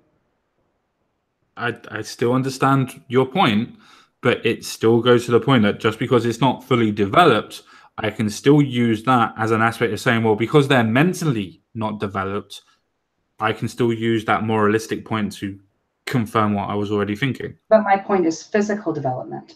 Yeah, when the baby is born. Yeah, but mental development is still a physical development. If you're talking about. But my point is on physical development. Yeah, but it means that the brain hasn't physically developed properly. The mental pathways and neurological pathways haven't developed enough. That's a physicality and a physical development in the brain that actually clinically gives you retardation. But the dumbest, human alive is still smarter than the smartest fetus. Yeah, but does that mean that you should kill it? That's the point I'm trying to make. That well, I don't see it as a killing. Yeah, but I fundamentally don't see it as killing because. But it is, because it is going to be a human. We've already established that anything that comes out of a fetus and comes out of a woman is going to be human. Well, it's going to be, obviously, it's a human of a kind, but it's not. No, it's not a human of a kind. It is a human. There is no difference to it. It is a human, no matter what. You don't think that there's a difference between a baby and a miscarriaged fetus? No, they are human. It's just one is dead and not fully developed enough to come out of the vagina, and then exactly they're not fully developed, and they're dead. They're a different. Yeah, but they're still human. Worthy of different considerations. No, they're not worthy of different considerations. They are obviously you treat a dead fetus differently than you treat a living baby. Yes, because you are mourning for the dead fetus. You are mourning for the miscarriage. That's why women that have miscarriages, I'm sure you're aware, can slip into postnatal distress. They can also slip into absolute anarchy when it comes to the point of never wanting children again because they think it's going to happen again. The actual PTSD that comes from it as well. I'd respect you not to condescend to me because I'm actually a victim of one of those things.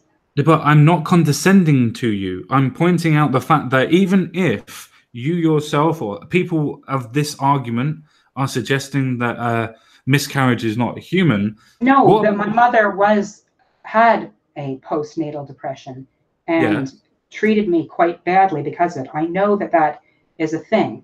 However, it still means that you're treating it differently than you would a living baby. Ergo, it is a different thing.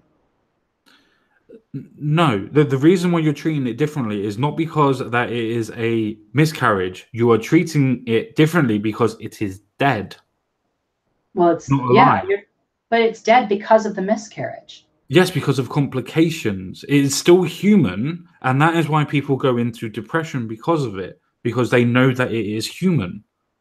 Well, yeah, I'm obviously it's fine recognizing that a miscarriage baby is human. What I'm saying is that it's a very different kind, right?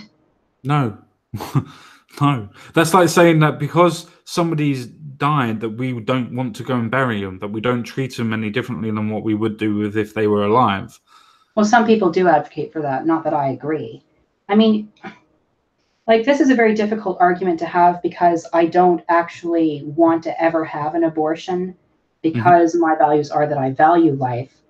But I still fundamentally hate the pro-life argument because I see it as coercive and controlling and judgmental.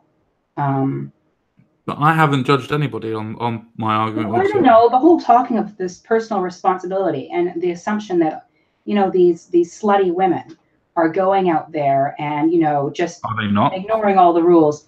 Well, see, there's the judgment, right? I'm asking you a question. I'm not judging. I'm not judging. There are occasionally women. The question: are women not doing that? Are some women not doing that? I'm sure that there are some women who are doing it, but it's not enough to justify legal prohibition. But nobody's. I'm not. I won't say that nobody, because there obviously is going to be people that are advocating for that. But I'm not advocating for that. I'm literally saying that I agree with you around about 80% of what we are saying. Yeah. I just don't think that people should use it as a final. Wow. I'm just saying I don't think that people should use it as a final solution or a final get out of card thing when all of their other birth control hasn't worked. Well, obviously, I think that people should try to avoid that route because I do value life. Sure. I just don't. My disagreement, I suppose, with you is more so. I think you're in favor of legal restrictions on third trimester abortions. Am I wrong?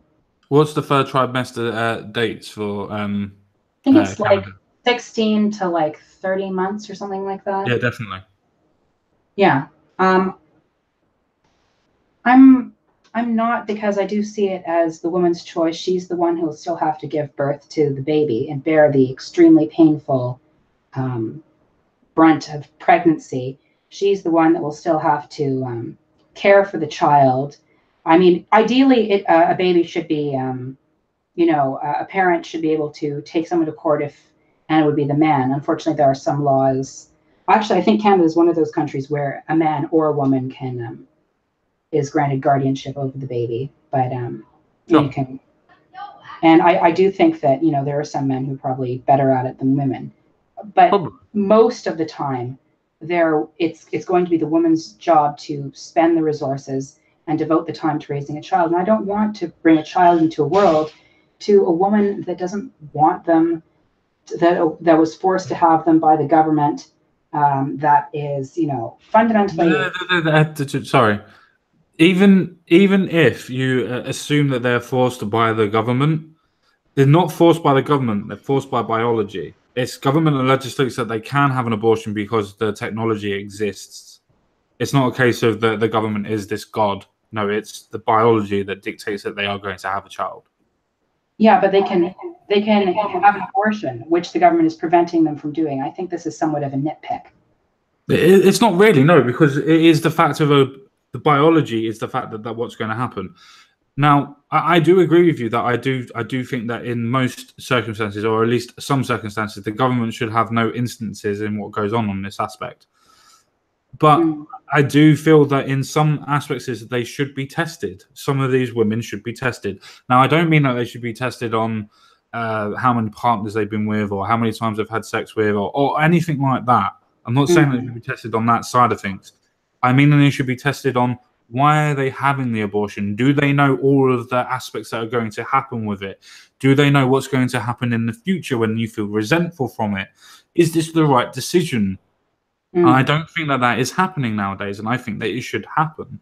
Well, I think that you definitely should have the consideration to do so. But have you ever heard the let's say there's an extremely famous actor and he's hooked up to you, and for the rest of your life you're going to have to give him blood and support and help. Would you not be?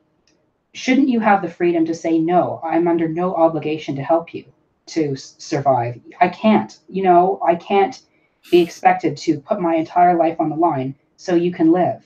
Don't have sex then. Or if you are going to have sex, use protection. I like the analogy. The analogy works until you realize what the analogy is for. The analogy is suggesting that you didn't have a choice to do this in the first place. You did. Sometimes you don't, though. Sorry? Sometimes protection fails. And oftentimes there's a lot of ignorant people in the world. Fine, there's a lot of ignorant people in the world, but that's not down to the protection that is provided or the protection that you can go out and get. It's not the protection's fault. It's the person's and the people's fault, not the protection. Sometimes it's not. When protection fails, when education fails, it's not their fault. Fine. I agree with you. If they're not educated, then it's a case of that it's not their fault. But for trying to say that themselves, if they are educated, which a lot of people are, and it comes to the point of they just didn't think that they could, they were going to risk it because they like the thrill of being able to do it bareback, for instance, like some women and some men do. I'm gonna come on the outside, so to speak, which still has a very high chance of getting pregnant, obviously. But People do that, and then they go and get an abortion from them. Yeah, I'm sure there are bad people in the world, bad women, bad men. That's not bad people. That's bad choices. I'm not trying to classify anybody as bad people. It's bad choices. The thing is with choices in any other aspect of life is that we have to deal with the consequences of our choices. If we decide that we're going to bunk off school at the age of 14, as you said, if the women are feeling this depression, as you say, then they are dealing with the consequence of their choice. Yeah, that's fine. And I completely agree with you that they are dealing with a consequence of their choice. But that still alludes to my point more than yours, which in that case, then they should be educated on what the actual aspects and points of their abortion is going to affect them by. Surely? Yeah. Okay, that's fine. It is now coming up to my time. It's coming up to 11:45. I know that you wanted to go at past. I don't know if the time has changed for you or if you wanted to carry on. We can carry on. I'm sorry it got heated. I mean, admittedly, it's hard for me to necessarily make an argument when I wasn't necessarily prepared to make a huge argument on abortion. Like, I tend to do better in these conversations when I have all the research and relevant statistics on hand. It's normally what I do. No, that's fine. That's fine. I mean, we're more than capable of coming back onto this topic again. It's a discussion. I'm not really trying to debate. You can ask any one of my subscribers. I never prepare for any debate whatsoever. I famously went into a debate with an actual black supremacist or a black nationalist, sorry, and I was not prepared for a debate, and it went well. It went really well. I was told that it was a discussion, and then it went to debate. You need to register this, you need to do that, and the point is that this is definitely not a debate, and any of the points that we bring up are our own personal points, and that's the way it should be. We're only talking ideas, and on an aspect of something like abortion, of course it's going to get heated. It's about beliefs and your own personal morals and trying to defend those morals. It's not my I just I don't know. I kind of feel like I'm not a killer, and I don't think that I should be judged as a killer, even though I've never made that choice, and even though I never want to make that choice. I still think that part of like an extreme social pressure can, in some ways, act as a barrier effective as a government ban, and that's not necessarily a good thing. It really, you have to have freedom to make your own choices sometimes. But anyway, I digress. We spent too long on it anyway. No, that's fine. I mean, we do agree around about 80% of what we said. We just disagree on fundamental issues. Well, I think it's like I'm not necessarily for like the examination. It's tempting. Like there was a time where I believed as you did about this issue. It's only when I became a feminist that I started to empathize more with the pro-choice side. I used to be pro-life. No, it's fine. See, I can't call myself a pro-lifer. I can't call myself a pro-lifer because I'm not. Because I'm advocating for women to still have the choice. I'm just suggesting that maybe they need to be psychologically evaluated and told of what the actual aspects are going to be when it affects them. Yeah, that's what I'm advocating for. Yeah, and this is the whole problem with like these ones where we have, a stream where I can't reference statistics because I can't evaluate how true or how false the statistics provided by Steven Crowder are, and that's the thing. Like, it's true. Dumb, bad people can have good points.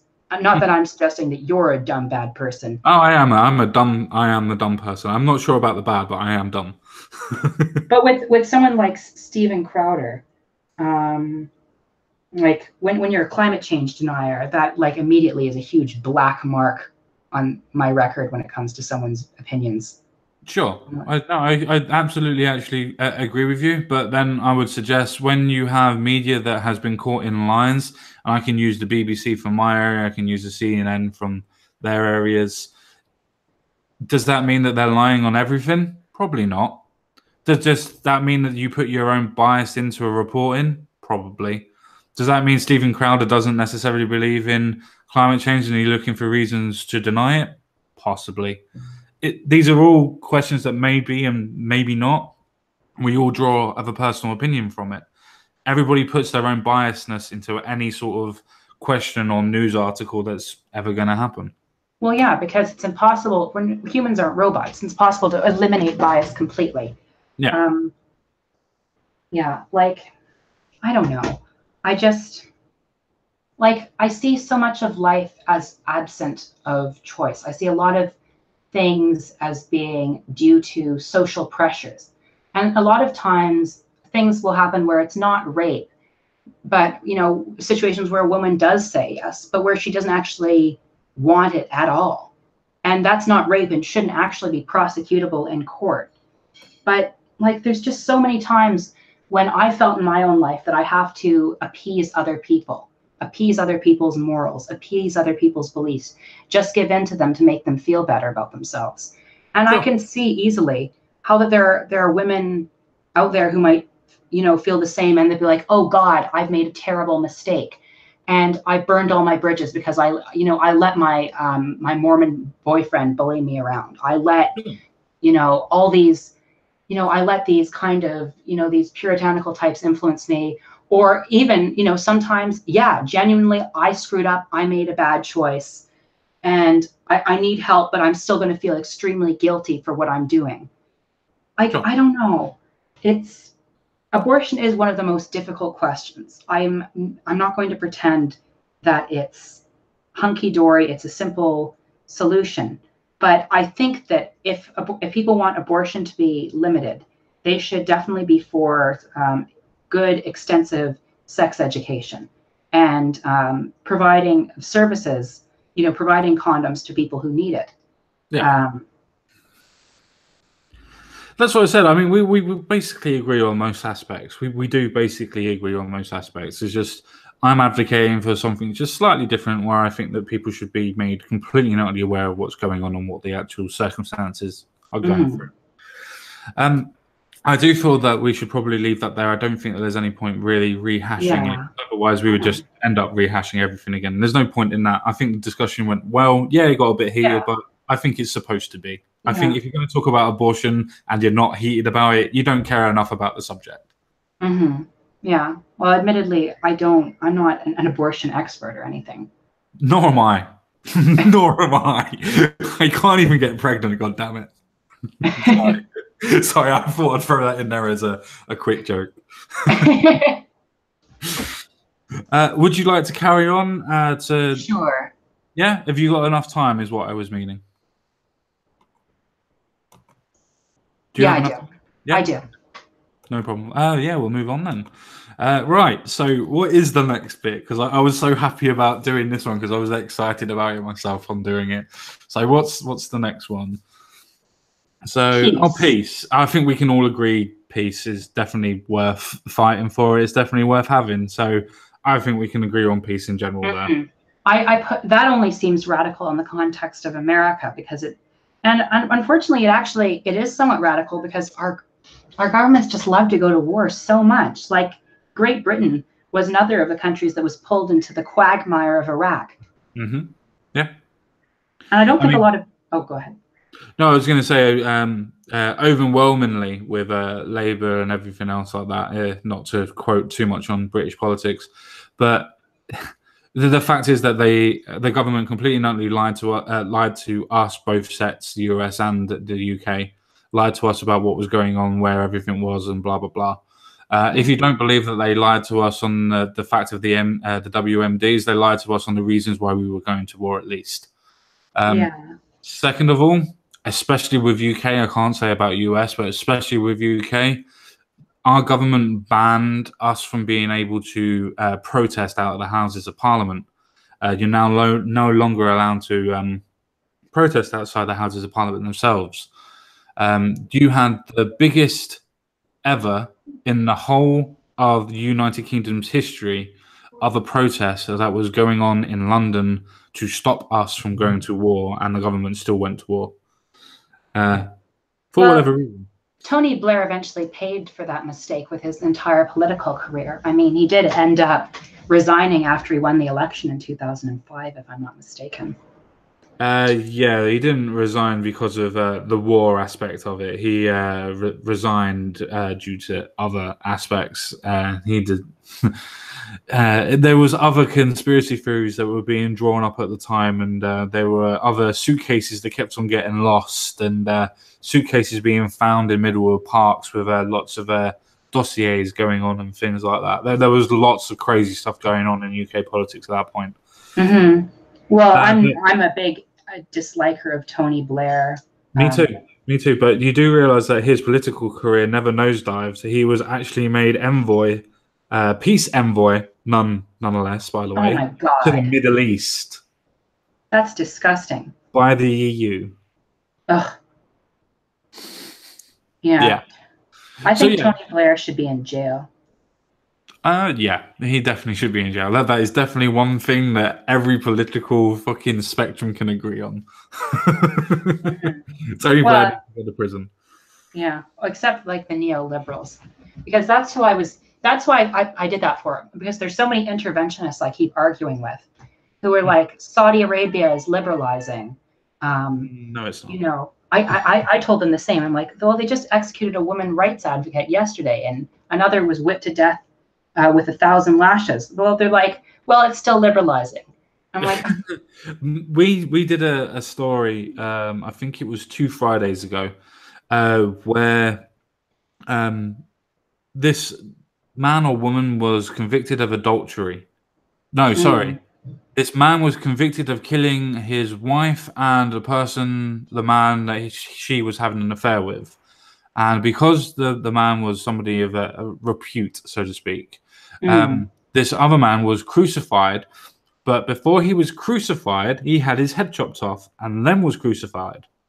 So, yeah, that's Saudi Arabia for you. Yeah. They're also like one of the biggest funders of terror. But anyway, let's get into the next one. Yeah, I was actually going to leave universal healthcare and leave public college and leave socialism, simply because I think that we would be at completing our odds for all of them. I think that we would probably need a whole stream just for those 3 subjects. Okay. To be fair. And possibly housing for all as well. I think that those subjects we could do for a separate stream. All right. Which we can do on your channel or my channel or whatever. So maybe abolish ICE, maybe start off from there? Yeah. So why would you want to abolish ICE? Well, ICE I see as kind of a useless organization. It's just kind of pointless to go after, asylum seekers and people living in the United States for basically the crime of crossing just a line that was drawn up on the map, 100 years ago. And these people are in need of our help, and they shouldn't be locked up into awful jail cells with no beds, it's just a terrible cement floor, have their children separated from them. ICE is becoming increasingly extreme. It's going after people who are citizens now. It's going after, basically anyone who looks Latino, who looks different from the white mainstream in America. And it's become a rogue agency. There's been efforts to legislate against ICE saying, no, you can't deport these DACA teens. They do it anyway. They just ignore the federal government. And it costs about $10 billion a year to keep ICE funded. That money could be better spent, on social programs, be better spent feeding people, be better spent giving people proper housing, not wasted on, this pointless struggle to stop something that you'll never be able to stop, because people will always want to come to America.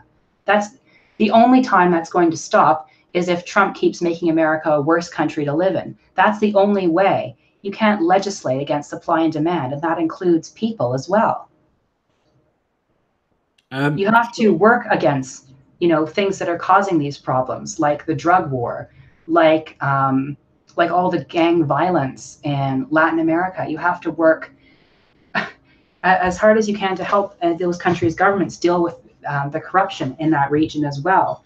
And in order so, the Guatemalans and the Nicaraguans can live in their country in peace without having to be worried about being shot every other second. Sure. And I think that the best way, how do you do that with peace on earth, though? If you wanted peace on earth, and say, for instance, that you wanted to intervene in Guatemala or wherever these places are going on at this moment in time, where they're being shot at, and so to speak, then surely the American government would end up sending troops, which means that the peace on earth instance wouldn't be happening without intervention. Well, not necessarily. Like the United Nations, like the government itself can have just training from your country. You don't actually need to send troops to occupy, because that would just make the situation worse. We tried that in Afghanistan. It's not working. You know, the training of the troops. Well, Afghanistan is a different situation because it was involving an overthrow of a government. This one it's is controlled by terrorist organizations, which is what you're suggesting is going on in other countries. Well, Guatemala, it's gang violence caused by drug demands for drugs in the United States. I understand. Legalize the drugs, and you significantly hurt what finances the gangs. Work with the governments, work with the gang leaders to establish a certain amount of amnesty for the people who have done the crimes. It's awful, but it may be necessary to end the violence. And work on turning, just kind of like how in prohibition, it's much easier to end the prohibition of the good than it is to kind of crack down and like trying to squash all the people illegally supplying it. Sure. The only thing that I would actually say to that is that means that you would be legislating in your country, or America, for instance, as we're using as a hypothetical, that you'd be legislating in America to be able to legalize in certain places. Just because that in Guatemala or Colombia or wherever that are selling all drugs to America, for instance, doesn't mean that they would stop just because America legalizes it. Well, they'd have no reason to become paramilitaries and fight against their government. They just move their business to America because that would be cheaper and easier to supply than having to grow under duress in their own country and because they're illegal. The one thing they would be illegal. Second of all, as in illegal people. Second of all, they would still be criminals, so they would never get licenses to be able to distribute, and they wouldn't get licenses to be able to grow. They just grow through suppliers in the United States. How would? Yeah, but then it still means that they have to protect the fields. Well, they'd be in the United States and they'd be legal, so they wouldn't need a. So that means that they would still, in their own countries, be siphoning money out of the country, out of America. Yeah, but it's a whole of a lot better than gang violence. I mean, I don't like it, and I want it to still be in the country in which it originated from. So, say, but for instance, why would there be gang violence? Why would because there need they would to be? want to be able to protect the area of where they are. They want to be able to control. You mean establish regional dominance of a sort? Yes, they would establish regional dominance, as in being able to control casinos. Look at the Yukazu. I can't fucking think of who they are now. The Japanese mafia. Yakuza. Yeah, the Yakuza. So I'm not pretending that drug legalization will solve all the ills of the world. That's why I said you have to work with the leaders in those countries to say, how can we put a stop to this, this gang violence? What did it entail? There needs to be obviously significant reforms in these countries. And you also need to have the confidence of the people in the country themselves. Like that, the only way that the refugee crisis will stop is if we work with the leaders in the countries where the refugees are coming from, and say, look, this gang violence, it can't continue. How can we work together? How can we furnish you with what you need in order to end this? Which would be either training of more troops, which means you'd be causing war in a different country, or it would be the fact of actually going in yourselves to get rid of the actual gangs themselves, which means you'd still be at war. I don't think that training other troops is necessarily war. You would be causing war. If you don't train those troops wouldn't go into war. They wouldn't be going Here's the thing. it's already a war in Nicaragua and Guatemala and in those countries. You're not necessarily going into a war. Their own government, especially Nicaragua. Nicaragua is a case of it being its own socialist government that is completely and utterly terrorizing its own people. Well, with Nicaragua, the quote unquote socialist government is completely sold out to, moneyed interest. Like, I wouldn't necessarily even classify them as socialists anymore. Well, they classify themselves as socialist. I'm going on what they say, not what other people think. Well, yeah, North Korea classifies itself as a democracy. Doesn't mean it is one. No, it classifies itself as a a socialist democracy, a democratic socialist, or something, whatever the fuck it is. Calls itself the People's Democracy. A People's Republic. Well, so okay, I meant to say republic, I suppose, rather than democracy. But it isn't really a republic, it's just a dictatorship. Same principle can apply to Nicaragua. If it doesn't implement people's ownership and instead implements, which is essentially selling out to big corporations, which is what it's doing, and corruption, which is why there are protests. Okay, now we're defending socialism rather than the actual place of what we're talking about. In Nicaragua themselves, the government is what is at fault, which means that you would have to overthrow the government to stop it, regardless of what the government is. But I don't think that we have a responsibility to overthrow the government. I do think we have a responsibility to the best of our abilities, help make our neighbors' lives a little better. Well, here's a question: why is it that people from Nicaragua or from Guatemala, why is it that they're coming north? Why aren't they going south to Brazil or Argentina or Chile or to Colombia that have decent economies? Well, Brazil does not have a decent economy right now. Not at this moment in time, but it did. But you still have all the other countries to go through first. You have Peru, you have Chile, you have Colombia. They have quite some of them do go to those countries. But, some people want to go to America. That's just the way. Yeah, but that doesn't mean that they're refugees. Two options. That doesn't mean that they're refugees then, because for a refugee to be a refugee, you have to go to the next safest country. Well, to some of these countries in Central America, America is way closer than, say, Argentina. Well, if you're talking about Nicaragua and Guatemala, which are literally on the border of North and South America, literally, as you got the little towel down there, Guatemala's around about here and Nicaragua's around about here, which means that they are closer to Colombia than what they are to Mexico. Colombia is in a dreadful state. And Colombia's actually got a really decent economy at the moment, to the point of everybody from Venezuela is actually moving over to Colombia to actually try and sort themselves out. Yeah, but it just got out of another civil war and it's elected a right-wing leader who's kind of threatened to take another hard line with the guerrillas after the civil war had just ended. Like the Colombian peace process. But does that mean that the economy? How you can negotiate with those gangs? Now, just because the economy is better than, say, Guatemala doesn't mean that the threat, the violence, which is driving those people out, is gone. But there is no violence at the moment. There's only threat of violence. Is that not correct in Colombia at this moment in time? I think that it just happened. So for a lot of these people, Colombia is not necessarily a safe bet. 8 months ago, where they were taken over. Yeah, but it's not a safe bet. It's not a safe bet like America is. I'm still trying to suggest to you as well that even with Guatemala and Nicaragua, for instance, they could quite easily go into Southern American countries. But even so, if you wanted to go north, why not go to Mexico? Mexico's another country in complete chaos with, like, its murder rate is through the roof right now. I think like some 25,000 people died. That's why so many people are crossing the border to the United States, because they want to escape that violence. Which is being is being complicit by their own government.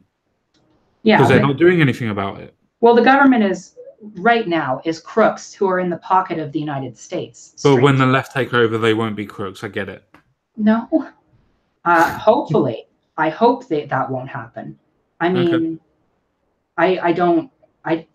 Obviously, to a certain extent, corruption is inevitable in government. But right now, like, Mexico hasn't had a left-wing government in about, like 78 years. Most people would say that the last government was as far left as they've probably mostly ever had. Mexico? with Enrico Nieno Pietro, he privatized the oil in Mexico. He privatized the oil because the economy was tanking. It doesn't make him any right wing. It doesn't make him left wing. Oh, he's pretty right wing. Like he's completely like neoliberal. Yeah, but neoliberal is still left wing. It's left of center. I don't agree with that. I think liberal. It depends. If you're saying libertarian, that's right of center. If you're saying liberal, that's left. Oh, you have a different interpretation of the political compass than I do. I interpret social democracy as left wing, socialism as far left, liberalism, like actual genuine liberalism, say like your Obama types. Well, not necessarily Obama, like more like what's his name? Lyndon B. Johnson. He'd be a liberal. Yeah. You have your centrist, kind of middle of the road, moderate types. You have your center right neoliberals. I consider and that guy extremely, like he was quite right wing. His privatizations, his he's basically he kowtowed to Trump really hard in Mexico. That's one of the reasons why they voted for the other guy. There's Enrico Pieno Nieto, when Trump was even just on campaign, he invited him over to stay in Mexico and have a few talks. And during the negotiation, he's pretty much given him whatever he wants. Enrico Pieno Nieto is also accused of all sorts of things, spying on his people, using intelligence software. You mean like the US government is? Yeah, the US government. The surveillance state is an international problem, and a mostly not really a left or right problem, but just kind of an overreach of government problem. Okay, that's fine. It's still not taking the part of what we're actually talking about the fact of demolishing ICE. The thing is, people would always say that the fact of refugees are welcome. True refugees are always welcome. But it's the fact of economical migrants. They have to do the same thing as everybody else. It doesn't matter what country they come from. They have to do the same as everybody else and apply to be able to come into the country. Another thing is that America's rules are too tight. Like there's a huge backlist of people waiting to come to the United States. There's over 1 million people that go into the country every year. Well, yeah, because it's a country with like 350 million people. That's actually quite a small percentage. Canada accepts about 1% of our population every year as immigrants. Sure. We accept much higher. I think ours is around about 5 to 10%. But that's not the point. That's probably not. But anyway. No, if you actually have a look at what our population is, which is 65 million at this moment in time, if you have a look at what we've actually said that we've accepted over 250,000 refugees or immigrants themselves. That does not include people coming from African countries, and that does not include people coming from outside of Europe. That includes that's less than Canada. We take in 350,000 a year. Yeah, we take in more than that. But that's not the point I'm trying to make. The point I'm trying to make is that without a border control and without people actually doing that, say for instance, ICE isn't border control. ICE isn't border control. They're a department solely for looking around for people to deport. Okay, that's fine. It's still a form of border control. We have something similar. Border control would is people who guard the border, who check people at security and then stop people at the border. ICE is a subcontractor that works in deportation people either from the border or for within the country. Yeah, it's tasked solely with deporting people from within the country. That's its job, to find people who are staying in America, in some people's mind illegitimately, and to deport them. Yes, it's still a form of border control. I don't see that as a form of border control. I see that as deporting people from your country is a form of borders. It's a form of border control. That's why it's subsected and part of border control. Yeah, well, I don't see the point of the agency. I don't see the point of having... The point of the agency is to get rid of illegal people that have tried to get into the country illegally, either at the border or were already inside the country. Yeah, I just don't see the necessity of that. Just if they commit a crime, then... that is a crime. That first of all, that is a crime. But let's say I don't think it should be a crime, though. But it is a crime. But let's move on. It may be a crime, but just because something is a crime doesn't mean it should be. But it should be a crime. The reason why it is a crime is because people were put into place of trusting in society that the borders that have been put into place are there so people that are part of society can be protected by the state. You can have borders without, a deportation agency going around searching for people. No, you can't have borders then. You don't have borders if you don't have people that are being deported. That is not a form of border. That's a strange idea. I mean, I thought a border was just a boundary where, people are checked as into this is the amount of territory that the country controls. Yes, the border marks that territory. The country checks people as they come through, see if they have possession of legitimate goods. Correct. Completely. Okay. Do you have passports? All right. Into the country we go. Correct. And people that don't have passports get deported. And people they don't. They just aren't let into the country. That's not deportation. Which means they get deported. They refused entry. It means that they are. That's not deportation, though. Being refused entry isn't deportation. Semantics. We're talking semantics. It's self-deportation. You're letting them decide on what plane that they are to get back. It's self-deportation. It's the same thing as if they were able to get into the country. They then forcefully deportate you because you are. Exactly. That's the part I disagree with. But that's not necessary to borders. Right, if you have people that are illegally in the country that don't have a passport, that don't have social security numbers, that don't have any sort of form of ways of getting actual physical jobs to be able to help themselves and help the community, how are you looking after those illegal immigrants? I provide amnesty to them. Why? That means everybody that gets into the country then comes into the country, which means instead of having a 360 million population, you'll have a close to 600. Well, that's good. More people means more power for Canada. Society will collapse. That means the land that you actually have will be completely and utterly forced. Those 4-hour wait times that you have in Canada to up to 5-hour wait times in Canada will absolutely be doubled by the amount of population that is there. I think that more people means more doctors, which could end, our problem of supply of doctors, which would actually mean shorter wait times. How can people train to be doctors if you don't have enough colleges, if you don't have enough money for infrastructure, if you don't even have enough money to be able to provide a census to be able to find on how many products that you need to actually produce? More people means more taxes, which means more money to spend on. No, if you're illegal, you can't work, which means you can't. But I don't believe in illegalness, so I believe in amnesty. Ergo, they can work. Ergo, they can make money to support society. Which means that you have to force people to make more jobs. What jobs are you going to force people to be able to come in and do?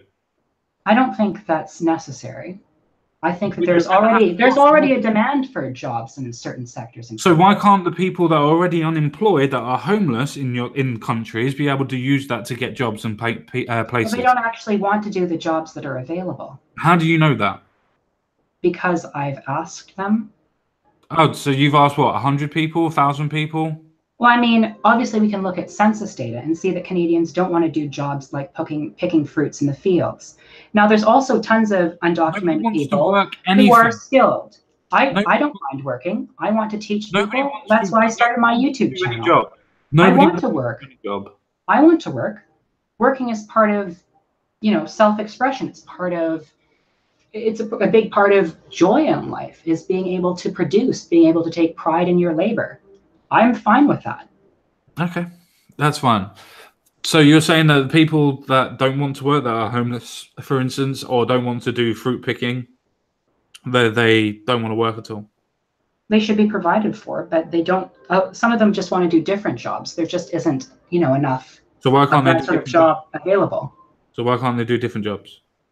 Because I just explained why. Because there isn't enough of that job available. There is a glut in Canada of people who are overeducated in terms of university. There is a need for skilled workers and unskilled labor. If people who are undocumented immigrate to Canada, and the current undocumented population that is living in Canada, instead of wasting money trying to deport them and then new ones coming in and then deporting them, this continuous wasteful cycle of keeping people, and I didn't even count the costs of just keeping all these tens of thousands of people who are undocumented living in Canada detained. Instead, just provide them with citizenship. They'll get work. They'll do the jobs that How the do you humans don't produce want to do. more jobs? How do I create more jobs? Oh my goodness, I already explained. No, you didn't explain it. All you said was that people that get educated will do certain jobs, and then other people that are not educated, as in the illegal immigrants, will do low-skilled jobs. You Okay, did not suggest, or I don't even think hang on. You were able to speak. Let me please. I'm sorry, I don't mean to interrupt. I'm sorry you're so angry. I mean, I'm not angry. It's just that I've been trying to speak for the last couple of minutes, and I haven't been able to. I get cut off. Sorry. It's not a problem. It's not a problem. It's just a case of you have a couple of times suggested that people will get jobs. You have not said how the jobs are created. Now, what I'm saying is not people being able to get jobs, but people actually able to create jobs. Without industry, there is no jobs. If you have so many low-skilled people come in, they do not create industry. They just take up low-skilled jobs, which means people will be out of jobs. Okay, here's my problem with your argument. Canada isn't right now in need of people who have, who are willing to do this sort of work. Our industries, that's actually a big problem about starting a business in Canada, is a demand for low skill work and for skilled trade sorts of jobs. There is a need and a huge demand for people who are needing to do this sort of labor. So when an undocumented immigrant, because right now what we're doing instead is just having workers from other countries come in and doing this work at a lower wage, which is actually worse for the country because it means that the money that they make isn't even invested into Canada. It just goes back to these. I'm saying instead of bringing in foreign workers, why not just work with the undocumented population that already lives in Canada? Provide them with amnesty. They'll do the jobs that were formerly done by the people that were already hiring in droves and droves and droves from like Malaysia and Indonesia to come to work for like $3 an hour in Canada and then return to their home country without spending any of that money in Canada. How about instead of that, we have the undocumented people who are eager for work, who want to work, come and do those jobs. Can I make a quick point? You suggested obviously that some people coming over for $3 an hour. I don't dispute that. But what's to stop people that would actually take on the immigrants for that length of money, which means that the actual wages would completely and utterly stifle, wage growth wouldn't happen, and would actually mean that you would actually have a widening in pay gap. As in, you would have low skilled pay that would be exactly the same because you have an abundance of it, which means that the higher skilled pay would actually be, well, higher skilled would actually get a higher amount of money, which means the pay difference would be completely regulating to a higher, newer disparity.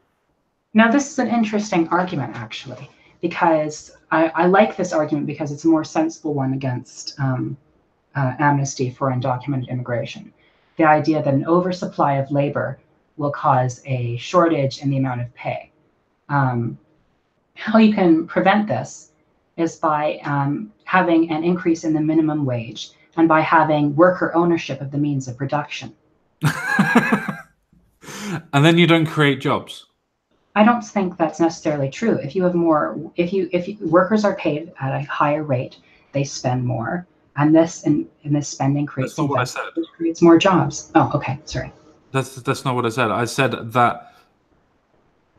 Oh, my head's gone. I didn't say about the actual wages. I said that there are no jobs then created, because if people control the means of production, it means that they're happy with what they've got, which means that innovation then stifles, which means that there is no forms of being able to solely create new jobs, because then you get it created and there's no sense of private ownership anymore. So jobs do not get a private sector, which means jobs in the economy and the financial districts don't actually create anything, because they're scared about creating things and they have what you call an economic cool flight. Well, this is an interesting thing to say. Well, I'd say that instead of this prediction, which is quite Malthusian, actually, no, that's a bit of a weird thing to say.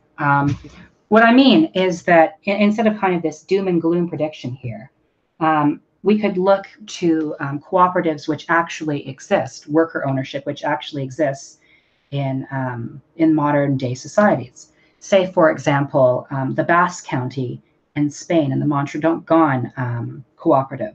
Now, the Mondragon Cooperative is democratically owned by its workers, and I haven't seen, and it's the biggest employer in its region in Spain. Now, in order to increase everyone's, quality of life, that's why people invest. It's no longer to just increase the shareholders, quality of life. Instead, it's to increase the workers' quality of life. That is the incentive for investment. Sure. What's that region renowned for? Does it have any sort of innovation? Does it do anything? The Basque County of Spain? Yes. Well, I think it's one of the richer regions in Spain. Yeah, I'm not asking is it rich. I'm asking what innovation does it do? What does it make? What does it produce? Does it do anything? Well, like the thing with that is that you're asking me to supply. You're putting up the say like the 300, 400 years of history of capitalism against one company in a small region in Spain. One company in a small region of Spain is never going to be able to accomplish as much as the 300 and 400 years of capitalism. No, I'm not asking you to be comparable. I'm asking you, what does it produce to make itself rich? What does it sell? What does it produce? Does it make more companies? Does it invest in the idea of expansion? Or does it just give people more money? Mondragon Corporation, let's see here. Its 4 areas of activity are finance, industry, retail, and knowledge.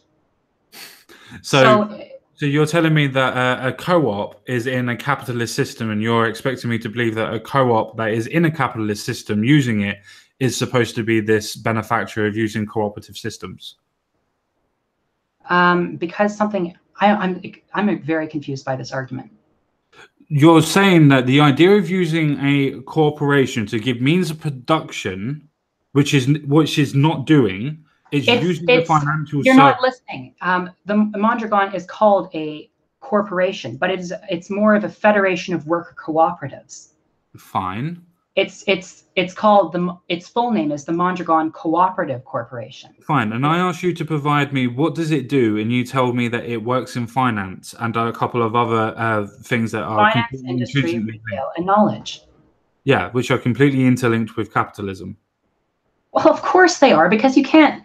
This is a very bad argument. No, it's not. It is a very bad argument, because the only way you cannot be linked with capitalism is if you either live as a hermit in the mountain, in some dusty mountain or some dusty desert like the Sahara. Before you go off on a diatribe that has no issue of what I'm talking about, can I explain why I'm suggesting that it's intrinsically linked with capitalism?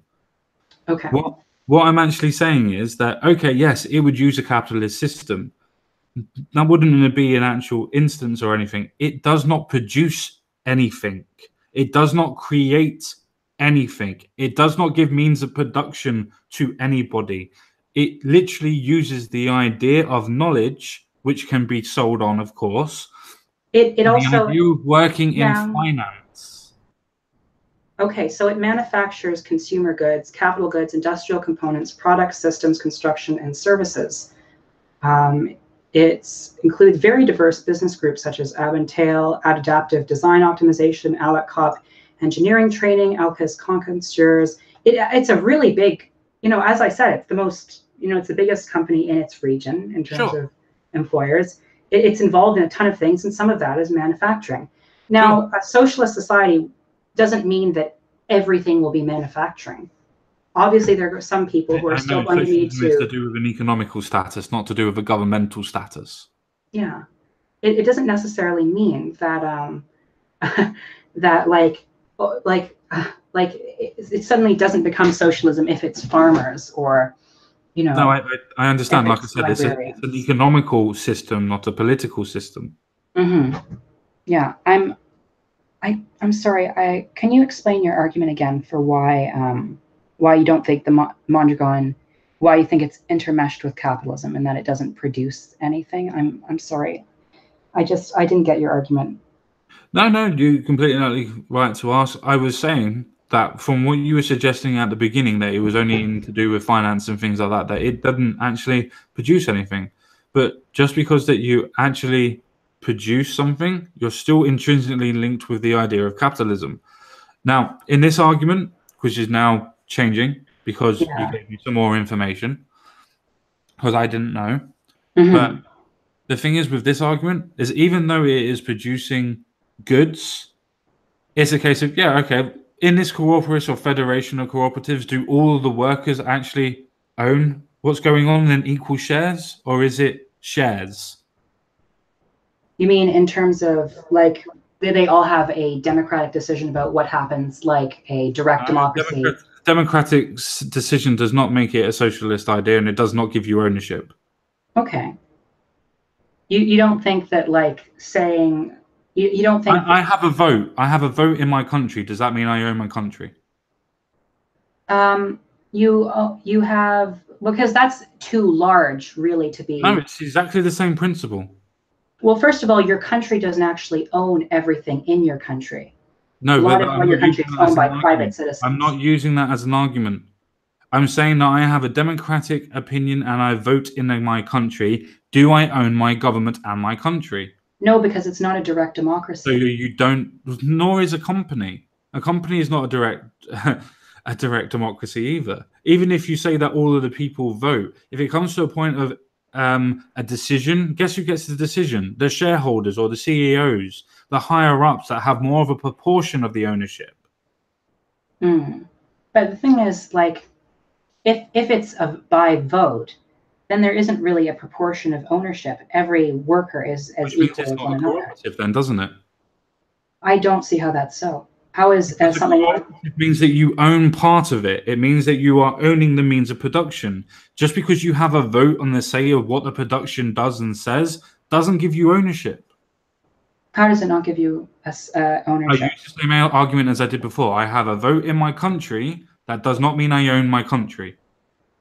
Yeah, but your country's on a far vaster scale than a direct democracy. Then scale it down. Then scale it down. Even if you had over 100 people and you wanted to go off and you wanted to make bread in your production, but 99 people decided that they wanted to make cat food instead, guess what you're doing? That's not ownership. What is it? It is, to an extent. You're owning it with all those other people. No, that's why I did it, so it was against. Even if you had 51 people and you were part of those 51 people that decided that you yourself, in this idea of ownership, that you wanted to go and make cat food, but 49 people decided they wanted to make bread. That means that you get to make cat food. What happens with the other 49 people that decided that they wanted to make bread? It means that they don't have ownership. You do. It means it transfers all the time. It means that you don't have ownership. I think that's wrong because, you'll never know when your vote will be the one that decides. That's a ridiculous argument. That's the same thing as trying to say that, oh, okay, you have two people. It's 7:30. I'm sorry. We can keep going with this a bit longer. How about 10 more minutes? Sure. I mean, I don't mean to, you seem very angry, and I don't understand why, because it's just an idea. I mean, you may think that my ideas are silly. That's fine. No, but I don't think they're silly. I think they're just slightly misguided. The ideas themselves are great ideas, and I do like the ideas. I do think the idea of a cooperation, if you were able to have joint ownership, would be a good idea. It's just the fact that joint ownership means that it's then formed into a democracy, which means you don't have direct ownership. So then it's only an illusion of ownership. It then becomes a shareholder, which means you're beholden to the rest of the ideas of the people, which means it's not your property. So you think that, like, the only way people can actually own something is when it's private, say a house? Yes. Or... Yes. Okay. I don't know. I don't necessarily see that as true, because if you're deriving wealth from your shared ownership, that's still in part your ownership. If you split a pie into 9 pieces, it's not necessarily your pie, but you're still getting a slice of that pie. Yeah, I agree with you, but it still means that you don't own the pie. You own a part of the pie. Well, no one is saying that, a worker owns the cars of everyone else who manufactures the cars in their factory. The idea is that the workers should own what they manufacture themselves, and that is entirely doable. Yeah, I'm not disputing that. I'm literally saying to you that if you have a pie and I get 10% of that pie, I do not own the pie. I only own 10% of it. And if I want the rest of 90% to be able to help me in my ideas, I have to convince them to be able to lend me their percentage. Mm. Which means that if I own 10% of a company and 90% of a company themselves wanted to do something completely different, my 10% of the company, I can't take out of it to do my own thing because it's a joint ownership, which means I cannot release any of the capital that I put into it either because it's joint ownership. Means I have to do exactly what the rest of the majority want to do, not what I want to do. That's not ownership. Mm. But I don't necessarily think that your will has to necessarily conflict with the majorities all the time. Sometimes you're going to agree with the majority and you're still getting a say in what goes on in your workplace. You're still getting the possibility of making, being creative. You're still getting the possibility of putting forward your own ideas. Wherein before, that's not what you're paid for. Shut up. Go get back to work. I pay you to clean toilets, not to to give me advice on some problems that are going on with these toilets. No, you're given no say. But in socialism and economic democracy, you are able to have that say. You are able to put your ideas forward to other people. You are able to debate. You are able to have discussions. That's not present in capitalism. Capitalism, it's a small group of rich people who own mostly everything. No, That's no. not. Now there are exceptions. There are small business owners, the petty bourgeoisie. But I think you've noticed a trend in society of these small, family-owned businesses, let's say, slowly getting replaced by these larger chains. Yeah, I agree with you, but it's still the small businesses are the foundation of any economy. Any economist will tell you that. But let's use the example of the oil industry. In 1890, would you say Standard Oil or small businesses were the foundation of oil production in America? I would say that it would have been the major Standard Oil. Yeah, Standard Oil, and you'd be right because Standard Oil owned 90% of the oil wells in America, and it had what we call a monopoly. Yes. Now, America did break up trusts, but that happened because of significant pressures from below. If America had not started breaking up trusts in these huge, powerful monopolies, there could have been a huge revolt. In fact, like the Socialist Party in America did its best around the end of the Gilded Age and around kind of near the beginning of World War I, before socialism and because it was advocating peace at the time, started to get censored by the police in America. Yeah. I would just like to point out, I don't know where we're going with this. Yeah. So my point is that capitalism tends towards concentrating power in a few hands, in a small group of people, and in large monopolies. And without, regulation put on pressure from below, capitalism cannot be preserved. Yeah, I'd completely disagree with you on that. I'm sure you would have heard of different things like Woolworths or different places like that. The thing is with monopolies and massive companies, they fail. They have been littered around in history. You can have a look at any sort of country that has had monopolies, they die. And it doesn't always have a point of being regulated for them to die. Times change. And if they don't change with them, the economy moves on, the market moves on. But then the company can use and the other tool of the capitalist, the state, in order to preserve itself. That's cronyism. That's not capitalism. Capitalism does not use the state. Cronyism uses the state. Capitalism is private ownership. If private ownership exists even while there's a state, that's still capitalism. Yes, but the cronyism itself is the process of getting the state to regulate for the capitalists. That is not capitalism. That is cronyism. That's why it's under a different ism. Capitalism is Well, just because an ism is created to create a false distinction doesn't necessarily mean it's Not a a good false distinction. distinction. That's why it's in the dictionary. It is a different ism. Okay, well, let's see. It just says here the appointment of friends and associates to positions of authority without proper regard to their qualifications.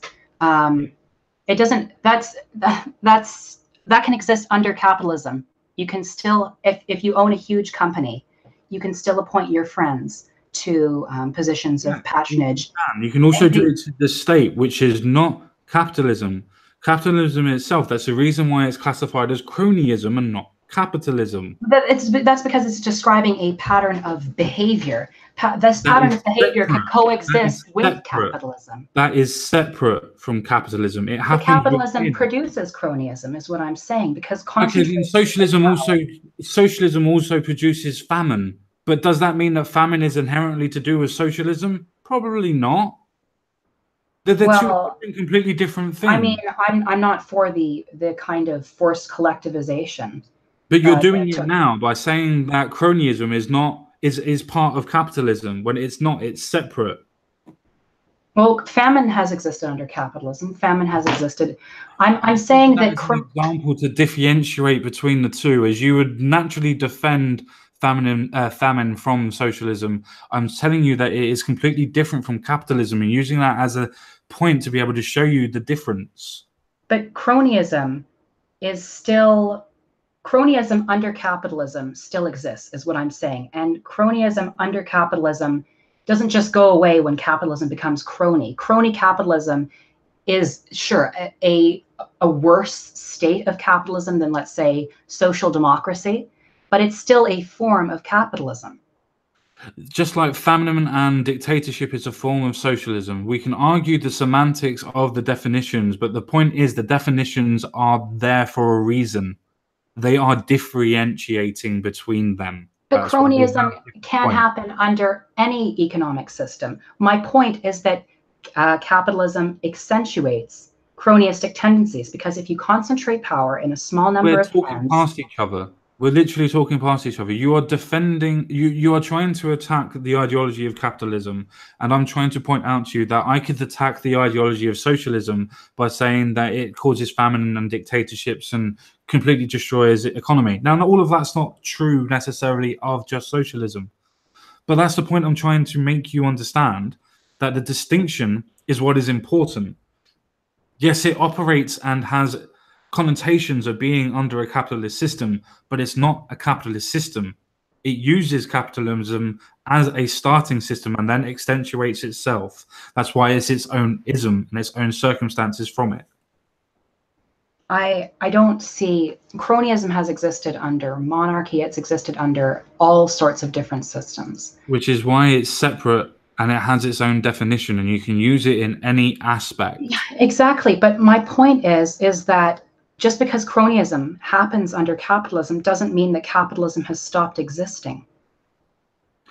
I'm not saying it is. I'm saying that under cronyism, that it's not real capitalism. It's not the actual proper idea of capitalism. Capitalism is literally just private ownership. Socialism is literally just collective people's ownership. Yes. They're quite simple ideas. Now, I understand the ideas, as you said before. Don't condescend. I completely understand the ideas of what they are. I'm just trying to explain to you what the actual differentiation is between cronyism and capitalism. You quite rightly just said that it happens under monarchy. You quite rightly said that it could happen under communism and socialism. It doesn't matter what the economy is. It matters what the actual definition and the meaning of the words are.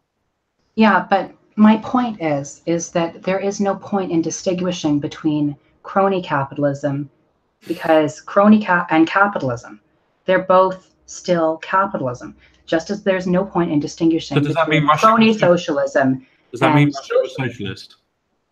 I don't believe Russia was socialist. No, actually, I believe it was a form of socialist. A form of socialist I do not want to imitate. Just as you would presumably... Cronyism is a form of capitalism that nobody wants to imitate and is not a form of... except the wealthy. Exactly. That's my point. That's my whole point, is that you don't want this, But if you do not act to prevent wealth from being concentrated only in the hands of a few, and if you do not act to stop monopoly from spreading and depending then on we need to get rid of government, then, don't we? Well, I mean, that is the eventual goal of socialism. It's the withering of the state. But I don't see that happening for hundreds, maybe not even thousands of years. It will never happen. The reason why it will never happen is, as what we said at the beginning of the stream, we always create hierarchies. Yeah, it's just like, will the state always be a hierarchy we need? Yeah. I don't know, because I don't think I'll ever be at a point. Like, this is hypothetical so far off that it's not even worth bringing up, because I don't know how long it will take before we move beyond the state, if we ever will. Like, I'm not sure, but I don't think, I'm not an anarchist, if that's what you're saying. I'm not Owen MacDonald. I don't believe. I never suggested it. Yeah, I'm sorry. I don't want this to be an angry stream, because I like you, I'm and maybe you're just a bit frustrated. I don't know why. Like, I don't want the talking past to happen, because I like you, and I don't want to talk past you. I want to fairly represent your arguments. I just think we're having a bit of a misunderstanding. Like, the reason why we're misunderstanding is because I'm suggesting that, yes, cronyism uses capitalism, but it's not capitalism. The same as I'm suggesting to you that the idea of socialism in other people's ideas is not the idea of socialism. Those are the distinctions I'm trying to make. Okay. So the distinction I'm trying to make is that cronyism can exist under every system. Yes. And that the problem of capitalism, I think it's, and other systems like monarchy and feudalism, is that it concentrates power in the hands of a few people, making it particularly vulnerable to these sorts of pressures. Now, under a socialist cooperative, I don't pretend that socialism is perfect. I don't think that there's a utopia on Earth. I don't think that humans are capable of utopia. All I do is think that socialism is better. Now, under a socialist system, the people could elect to run their, say their state, a demagogue, someone who appoints their friends and doesn't really care for them at all, sure. and doesn't work for the working class's interests. Sure, which would be a form of cronyism.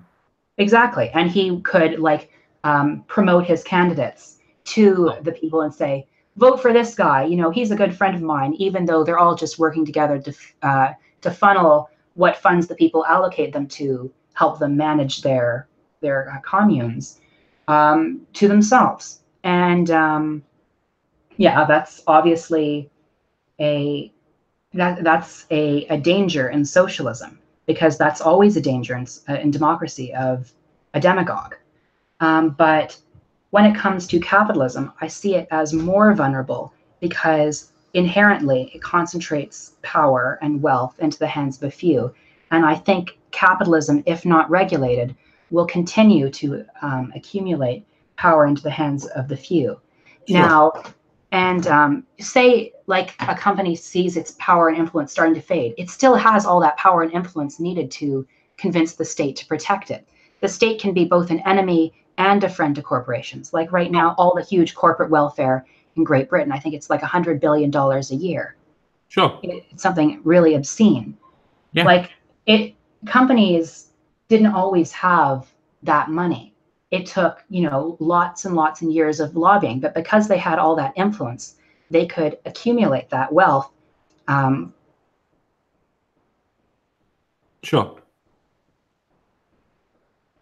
Okay, so I think we understand each other now. I think your point was that cronyism is not inherent in capitalism. And sure, yeah, cronyism isn't inherent in any system. My point is more that capitalism is vulnerable to that, if that makes sense. Yeah, and my point was that socialism is even more inherently able to have cronyism in it, because all it needs is to have one sort of form of member that is controlling that area, then it can appoint all of its friends. The thing is, with capitalism, it has a step back where the power is controlled by the green, by the power of the people that vote with their wallets. So it'd be a case of, if the people see that you are promoting bad people, they will go somewhere else, regardless of how big the other place is. even if it's a small area, the other people will end up going to that area. Mm. Well, I mean, I don't really think the workers in Foxconn have that mobility. I have no idea what you're meaning. So in China, there's a corporation called Foxconn, and what it does is basically it rents out its living spaces to its employees. Its employees live, eat, and stay at work, and they buy the food and they buy the rent from the same from the same company that they work at all day, and they live entirely within the facilities. And there's actually kind of suicide netting around all of these factories in case any of the workers jump out. Sure. Because the company doesn't want to lose any of its assets. Sure. And I don't think these people have mobility because they can't even kill themselves. Sure. What economic system do you think that China operate under? China operates under capitalism. It has elements of the state, sure, but it's fundamentally in the interests of billionaires, a small oligarchy at the top. Okay, I thought that they were recently talking about being socialist. Xi Jinping is a demagogue. He loves to use rhetoric to appear socialist, both to true believers in the party and to enhance his prestige in the West among academic types who might be inclined to apologize for China. He wants good press. Being a corporate dystopia is not good press for China. Okay, I was just wondering why so many people claim that China is socialist. Well, I mean, so many people claim like a ton of things are socialist. The countries that use socialism use socialism because it's an appealing idea to a lot of poor people who are struggling in these countries. It's an appealing idea that you'll be able to gain a say in your world and that you'll be able to have an impact in your own community. But but fundamentally, it's a propaganda veneer. It's like how the Congo calls itself the Democratic Republic of Congo, despite being a dictatorship. It does that because democracy. Socialism. This Democratic Republic of Congo is still under the idea of socialism. Really? I always thought that they were a capitalist dictatorship. I mean, you can look it up yourself. Joseph Kabila. I understand how you got that impression because the previous guy did use socialism to advance his career and then abandoned it once he took office, which is extremely common.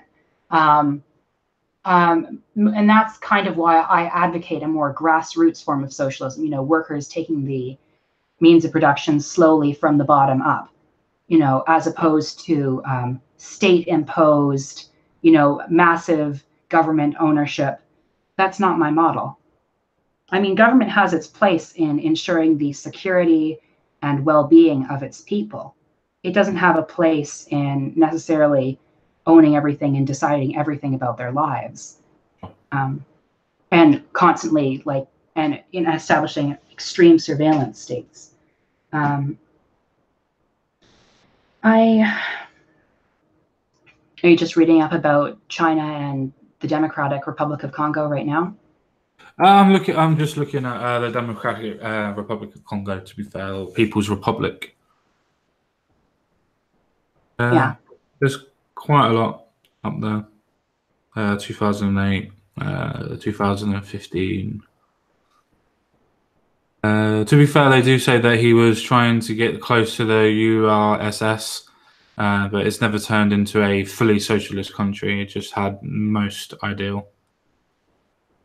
Yeah, and then there was Mobutu before him was, a complete capitalist ally of the United States, built huge statues to himself, basically treated his country like it was his own personal playground and plantation. Sure. These, I think, anyway, I've explained myself on Abolish ICE. I don't think, since you're an advocate of more strong borders, I think we will have to talk about it another time. Do you want to quickly go through the rest of the list? Oh. Sorry, you seem a bit tired out. I mean, I don't like. I'm sorry if I was talking past you or being condescending. I don't mean to. No, you're all right. I'd never take anything to be offensive anyway. I never take anything offensive. It's just a lot of people have different ideas of what's going on, what's being said, and the thing is with nowadays, everybody has different definitions and different connotations of what things mean and what they mean to them. And I'm guilty of this as well. Yeah. We don't use the dictionary definitions, and as I said, I'm guilty of this as well, where I use my own form of definition.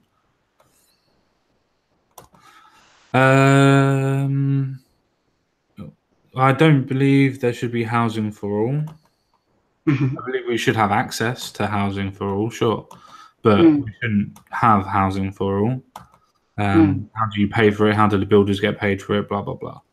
Okay, yeah. And my short take on that is that the health costs and the costs in crime committed by homeless people seeking shelter will actually save more money than the builders will. Them building these houses and maintaining them will cost.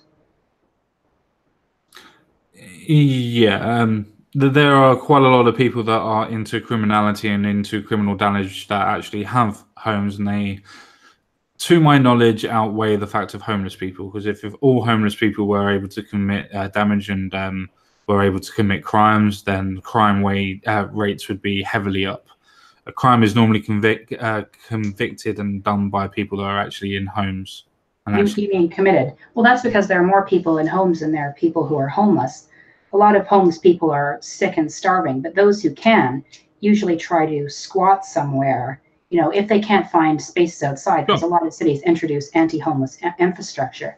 They try to find a place to squat. And that is a crime.